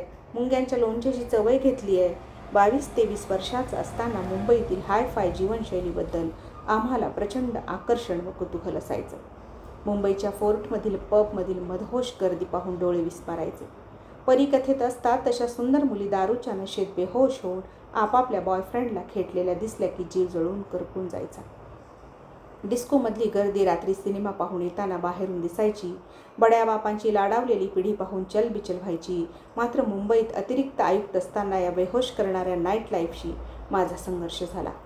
पब डिस्कोमध्ये रेव पार्ट्यांवर मी रेड केली तेव्हा आमच्या प्रायव्हसीवर आक्रमण केलं म्हणून तथाकथित उच्चभ्रू वर्गानं माझ्यावर टीकेची झोड उठवली व प्रश्नांचा भडीमार केला. यावेळी मला ही संस्कृती जवळून पाहण्याचा योग आला. आज त्यात तरुणाईची कीव करावीशी वाटते. ड्रग्ज पार्ट्यांवर रेड करण्याच्या निमित्तानं अनुभवलेल्या भीषणतेबाबत आजच्या तरुण पिढीला 4 गोष्टी सांगणं मला माझं कर्तव्य वाटतं. ज्याचं विषयीमध्ये जीव घेणं आकर्षण वाटतं ते विश्व किती बोगस बेगडी आहे हे योग्य वेळी योग्य वयात कळणंही महत्त्वाचं आहे. रेड झाल्यानंतर या पार्टीत सहभागी झालेल्या तरुणींच्या रक्तलघवीचे नमुने तपासण्यासाठी घेण्यात आले. मी हाताळलेल्या पुणे आणि जुहूच्या तिन्ही रेव पार्ट्यातील सुमारे 500 जणांपैकी 90% वर मुलामुलींनी ड्रग्ज सेवन केल्याचं वैद्यकीय चाचणीतून स्पष्ट झालं. हा आकडा आधुनिकतेच्या धुंदीत झोपेचं सोंग घेणाऱ्या समाजाच्या कानाखाली आवाज काढून झापडं उडवणारा आहे. अशा पार्ट्या म्हणजे नशिल्या संगीतावर, मादक द्रव्यावर आरूढ होऊन रात्रभर चालणारा डान्स इव्हेंट. मादक द्रव्याच्या निशेनंतर संगीत कानात घुसताना त्या संगीताचा स्पर्श होतो. ग्लोस्टिक टचचे कलर्स हाताला स्पर्श करू लागतात.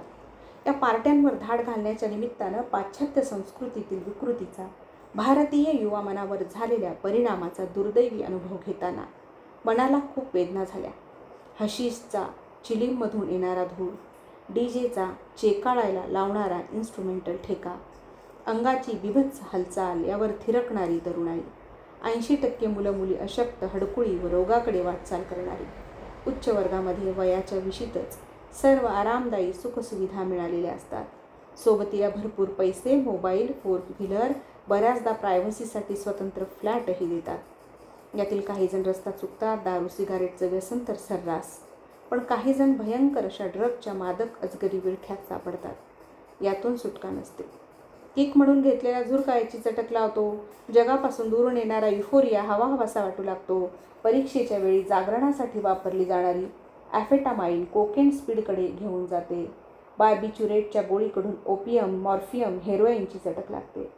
हशीशच्या झुरक्यातून येणारी हॅल्युसिनेशनची मजा मॅरिजुआना, LSDकडे नेते. ही किक मग मध्यवर्ती चेतासंस्थेचा ताबा घेते. रक्तातला प्रत्येक पेशीत कोसळते, मेंदूला गुलाम करते आणि सुरू होतो त्यांचा राक्षसी नंगानाच. ड्रग्ज मिळत नाही त्यावेळी कुठलंही गुन्हेगारी कृत्य करायला, कोणतंही आत्मघाती धाडस करायला ही तरुण मुलं प्रवृत्त होतात. अनेक जण गुन्हेगारीच्या विळख्यात सापडतात. गुलामीला कंटाळून आत्महत्या करतात. बरेचसे मनोरुग्ण होऊन सुधारगृहामध्ये आयुष्यभर क्षणोक्षणी चटके देणाऱ्या कल्पित भोवऱ्यात गरगर फिरत राहतात. या सर्व प्रश्नांना काय उत्तर आहे? मस्तिकी पाठशालामध्ये बेधुंद होणाऱ्या तरुणाईला कसं रोखायचं? याबद्दल शाळेत ना काही सांगितलं जातं, ना कॉलेजात काही बोललं जातं. एखादी धाड पडली की 4 दिवस TRP पाहून TV वर टॉक शो होतात. वर्तमानपत्रात रकाने भरले जातात आणि पुढे जैसे थे. आर्थिक धोरणातील बदलांमुळे सामाजिक कौटुंबिक जीवनात स्थित्यंतर होत आहेत. अनेक पाश्चिमात्य गोष्टी वेगाने येऊन आमचे दरवाजे ठोठावत आहेत. इंटरनेट, प्रिंट आणि ऑडिओ व्हिज्युअल मीडियातून ते आमच्या दैनंदिन जीवनात प्रवेश करत आहेत. सकारात्मक, रचनात्मक, सुदृढ व चांगल्या गोष्टींच्या आगमनाचे स्वागतच आहे. पण जे आमच्या येणाऱ्या पिढीला मानसिकदृष्ट्या पोखरणारं आहे, कुटुंब व्यवस्थेला उद्ध्वस्त करणारं आहे, जे आमच्या संस्कारांना, विचारांना सुरुंग लावणार आहे, ते आम्ही स्वीकारायचं का? माहितीच्या दबदब्यात गोंधळलेली आमची आजची युवा पिढी फेसबुक आणि इजरा ट्रान्सच्या जंजाळात गुरफटत चालली आहे. अशा प्रश्नांची उत्तरं शोधण्याची आज आवश्यकता आहे. पूर्वी 50शीत घर, गाडी मिळायची. आज IT मध्ये काम करणाऱ्या 25शीतल्या मुलाला आलिशान फ्लॅट आणि 4चाकी गाडी मिळते. या पैशाचं करायचं काय? आजकाल दारबंद संस्कृती पाहायला मिळते. सिमेंट कॉन्क्रीटच्या जंगलात शेजारच्या फ्लॅटमध्ये कोण राहतं हेही माहीत नसतं. गावाकडचं जुनं घर वाडा विकायचा, मुंबई पुण्यामध्ये 1 रूम 2 रूम किचनचा फ्लॅट घ्यायचा. त्या फ्लॅटमध्ये TV, fridge, computer, washing machine, microwave, सगळ्या भौतिक सुख देणाऱ्या वस्तूंना जागा असते, पण म्हाताऱ्या आजी आजोबांची मात्र अडगळ होते. त्यांची कुठेतरी वृद्धाश्रमात सोय करावी लागते. पूर्वी म्हणे, मूल जन्माला आलं की आजोबा विड्यानं नाळ कापायचे व ती नाळ काळ्या मातीत पुरली जायची. त्यामुळे काळ्या मातीशी नातं सांगणारी पिढी जन्माला यायची. आजकाल ती कुठल्याही गटारीत वेस्टमधून जाते हेही कळत नाही. त्यामुळे गटारीशी नातं सांगणारी पिढी जन्माला येते की काय अशी कधी कधी भीती वाटायला लागते.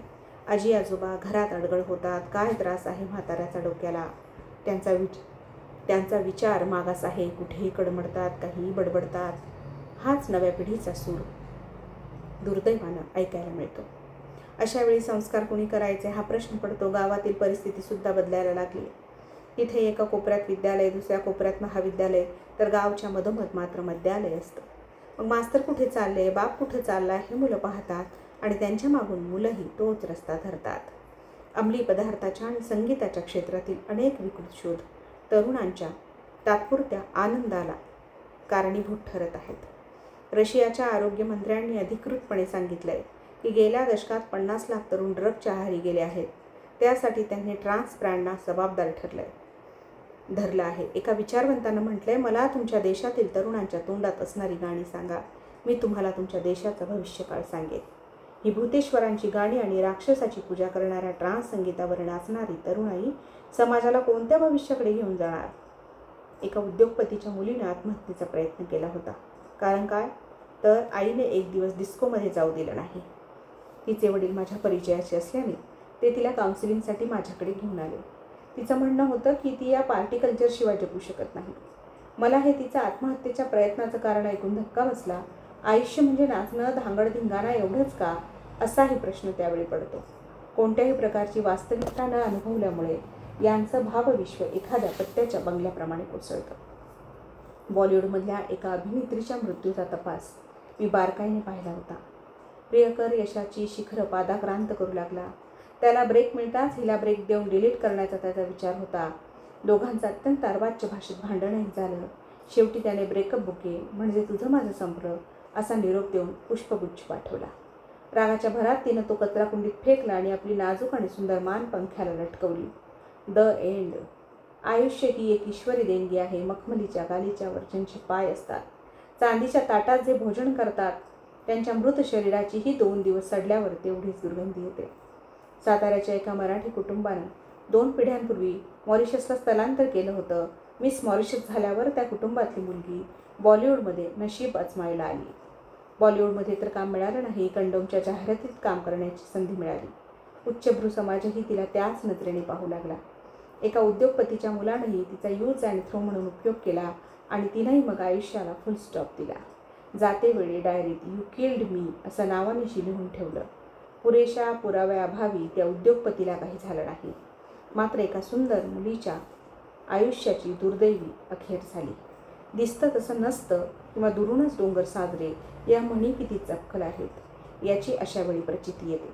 त्यामुळे व्यसनाच्या आहारी जाण्याच्या मार्गावर फक्त आणि फक्त वाताहत आहे. प्रत्येक गोष्टीची वेळ येत असते. संयमाने त्याची वाट पाहिली पाहिजे.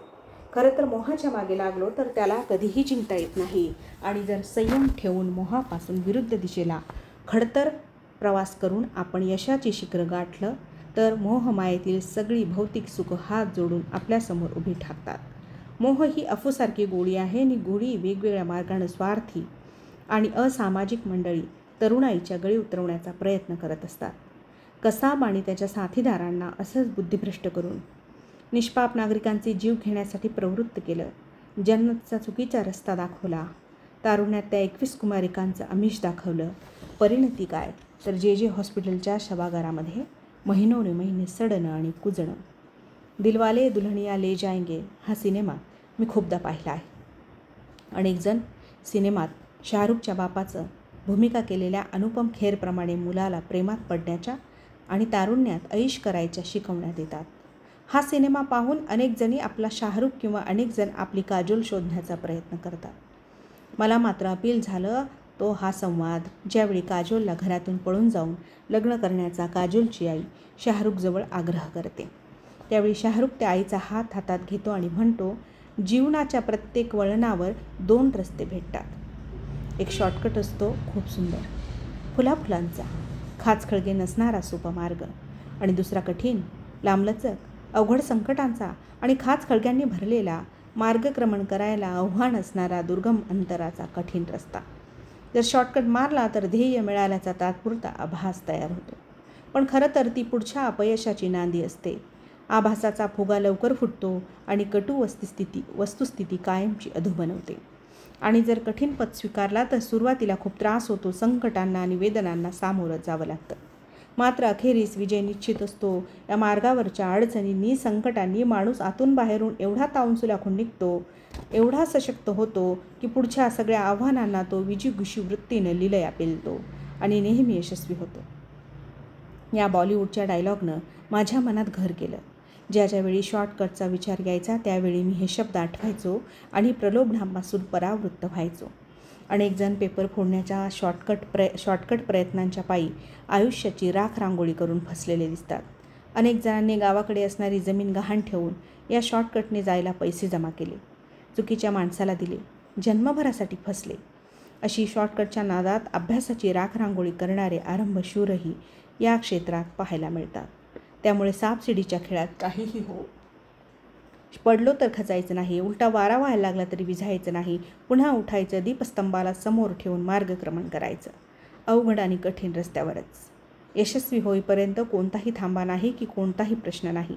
बॉलिवूडनी खरंच मला अनेकदा सावरलंय. लायक हो, यश तुझ्या मागे झक मारीत येईल. ज्यावेळी दुनियेला एखादं काम अशक्यप्राय वाटेल तोच मोका आहे चोका मारण्याचा. मी उठू इच्छित आहे, धावू इच्छित आहे, धावताना पडलो तरी चालेल, मात्र थांबण्याची इच्छाही नाही आणि उसंतही नाही. जवळच्या फायद्याचा विचार करण्यापेक्षा लांबच्या नुकसानीचा विचार करायचा असतो. जोपर्यंत पराभव होत नाही तोपर्यंत माणूस जिंकलेलाच असतो. दुनियेत विनर आणि लूजर अशा 2 प्रकारच्या व्यक्ती असतात आणि प्रत्येक लूजरला आयुष्यात एकदा तरी विनर व्हायची संधी मिळते. असे फिल्मी पण प्रेरणादायी अनमोल विचारांचे बॉलिवूड संवाद मी माझ्या डायरीत लिहून ठेवले होते. ज्यावेळी बॅटरी डिस्चार्ज झालेली असायची त्यावेळी आरशात पाहून हे डायलॉग त्या हिरोच्या स्टाईलनं म्हणण्याचा प्रयत्न करायचो. थोडं मनोरंजन, थोडं मोटिवेशन. गावी गेलो. परीक्षा चांगली गेल्यामुळे मन प्रसन्न होतं. गौळोबाच्या डोंगरावर मनसोक्त भटकलो. उंच भरारी घेण्यासाठी, आकाश कवेत घेण्यासाठी हात पसरले. घोंगावणाऱ्या वाऱ्यात खोल श्वास घेतला व डोळे बंद केले. ईश्वराला साथ दिली आणि आकाश ठेंगणं वाटू लागलं. समोर दुतर्फा वाहणाऱ्या वारणा नदीचा प्रवाह रोमारोमात वाहू लागला. या टेकडीवर अशी काही ऊर्जा मिळायची की सगळा शीन गळून पडायचा. सगळी आव्हानं, संकटं सोपी वाटायची. हा माझा कदाचित हॅपी स्पॉट किंवा आनंदी स्थळ होतं. आपल्या आयुष्यात अशी आनंदी स्थळं असतात ज्यावेळी निराशेच्या गर्तेत आपण जातो त्यावेळी ही स्थळं खूप मदत करतात. तुम्हाला कवेत घेतात, कुरवाळतात आणि तुमच्या तणावांना, दुःखाला पळवून लावतात. आईची कुशी, बाबांची मांडी, आजीची गोधडी, शाळेची घंटा, बापूचं थिएटर, पतंगाची दोरी, गुऱ्हाळाची गंजी, नदीत उडी, गारीगारची कांडी, बापूचं टुरिंग टॉकीज, पारंब्याचा झोका, अशी माझी कितीतरी आनंदी स्थळं होती आणि आहेत. मी यांची संख्या वाढवण्याचा सतत प्रयत्न करतो, जेणेकरून अशी रंगीबिरंगी ठिगळं लावून माझं भावविश्व अजून सुंदर, हसरं, आल्हाददायक होईल. आज माझ्या मुलांचा धिंगाणा, मोटरसायकलवरून पत्नीसोबत फिरणं, नरिमन पॉईंटवर पहाटेचं धावणं, जिममध्ये व्यायाम करणं, स्विमिंग पूलमध्ये मनसोक्त पोहणं, गिटार वाजवणं, चांगला सिनेमा पाहणं, गावाकडच्या शेतात जुन्या आठवणी शोधणं, अशी सगळी माझी आनंदी स्थळं आहेत. ज्या ज्यावेळी निराशा मागे लागते त्यावेळी तिला चुकवून मी अशा एखाद्या स्थळी पोहोचतो व तिला मग लांबूनच हुलकावण्या देत राहतो. ही स्थळं मला जगण्यासाठी अधिक प्रवृत्त करतात, लढण्यासाठी ऊर्जा देतात, संघर्षाचं रूपांतर ध्येयात करतात, उंच उंच असणाऱ्या उद्दिष्टांना अगदी समोर आणून ठेवतात व हात जोडून स्वीकारायला सांगतात. गावाकडे यावेळी मात्र परीक्षेबद्दल काही बोललो नाही. पुन्हा एकदा आपला पोपट व्हायला नको. माझ्याकडे कुचक्या नजरेने पाहणाऱ्या, खिजवणाऱ्या नजरेने हसणाऱ्यांना एक सॉलिड चपराक द्यायची होती. यावेळी सगळं सगळं ठेवायचं, आपली पुढची चाल कोणाला कळू द्यायची नाही आणि एकदम द्यायचा त्या कुत्सित नजरांना 440 व्होल्टचा झटका. मित्रांना सोबत घेतलं, जीप काढली, 8 दिवस कोकणात मनसोक्त फिरलो. हिरवागार वनराईंनी मन प्रसन्न झालं. गणपतीपुळ्याला श्री गणेशाचं दर्शन घेतलं. समुद्रात मस्त डुंबलो. किनाऱ्यावर येणाऱ्या लाटांवर स्वार होऊन आयुष्यांच्या आव्हानांचाही आलेख पाहिला. रोजच्या जीवनातही अशा लाटा येतात, भरतीच्या वेगळ्या, ओहोटीच्या वेगळ्या, एखाद्या वेळी सुनामीची काळसदृश्य लाटही येते. रोज आपल्या नावेच्या शिडाला वेगवेगळी दिशा दिली तर लाटांशी सामना करणं सोपं होतं. खवळलेल्या समुद्रात सामान्यांची नाव तग धरत नाही. बाजारोणी हलकी गलबत उलटीपालटी होतात, त्यासाठी मजबूत बनावटीच्या बोटी बनवाव्या लागतात.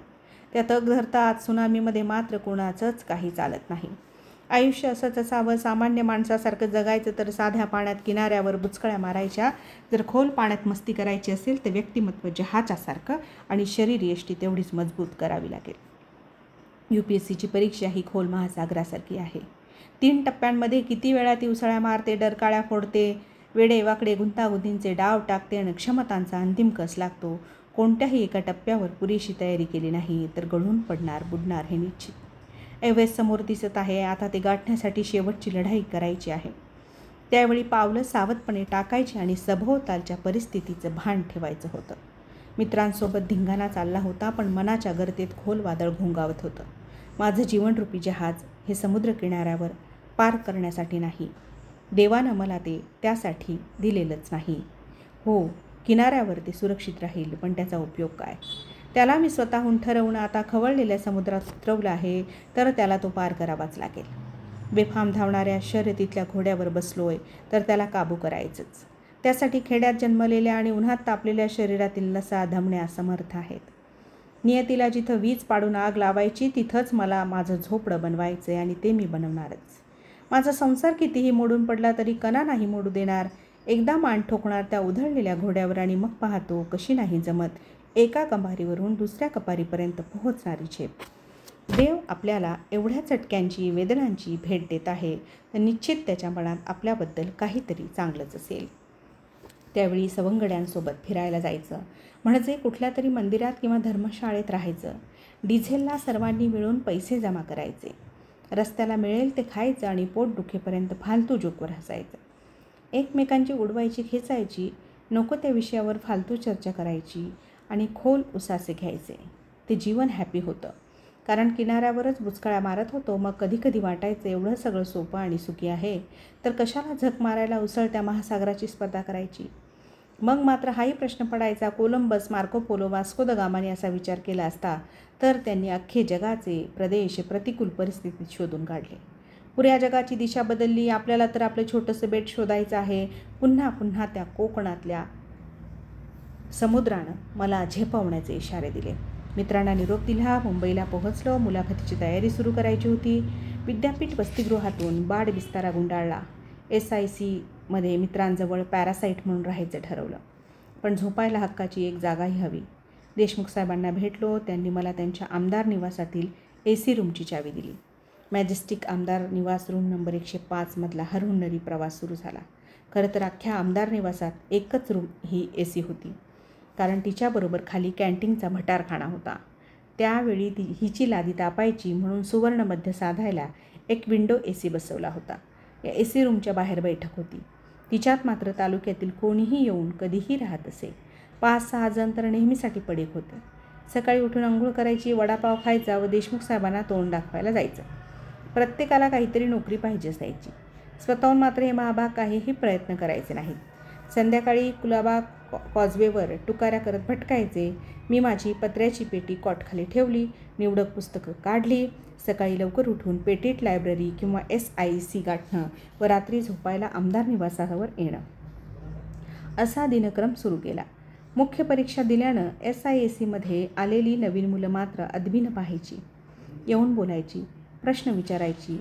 मग 1-2घांना घेऊन चहाच्या टपरीवर आपलं शहाणपण पाजळणं असाही आवडीचा छंद जडला. कधीमधी गावाकडचे देशमुख साहेबांचे भाऊबंद आमदार निवासात मुक्कामाला यायचे. त्यांच्याकडेही AC रूमची चावी असायची. मी दिवसभराच्या अभ्यासानंतर आलो की हे ढेरपोटे पट्ट्यापट्ट्याची चड्डी आणि बंडी घालून बेडवर घोरत पडलेले असायचे. पोरगा साहेब होणार म्हणून तात्यांनी मला सेकंड हँड मोटरसायकल घेऊन दिली होती. मुंबईत ती चालवताना त्रेधा तिरपीट व्हायची. रात्री पार्किंगचाही प्रॉब्लेम होता. आमदार निवासाच्या पाठीमागच्या चाळी 3-4 दिवस पार्क केली तर 4थ्या दिवशी तिच्या तेलाच्या टाकीत कोणीतरी नतद्रष्टाने किलोभर साखर टाकली. पुरं इंजिन खोलावं लागलं.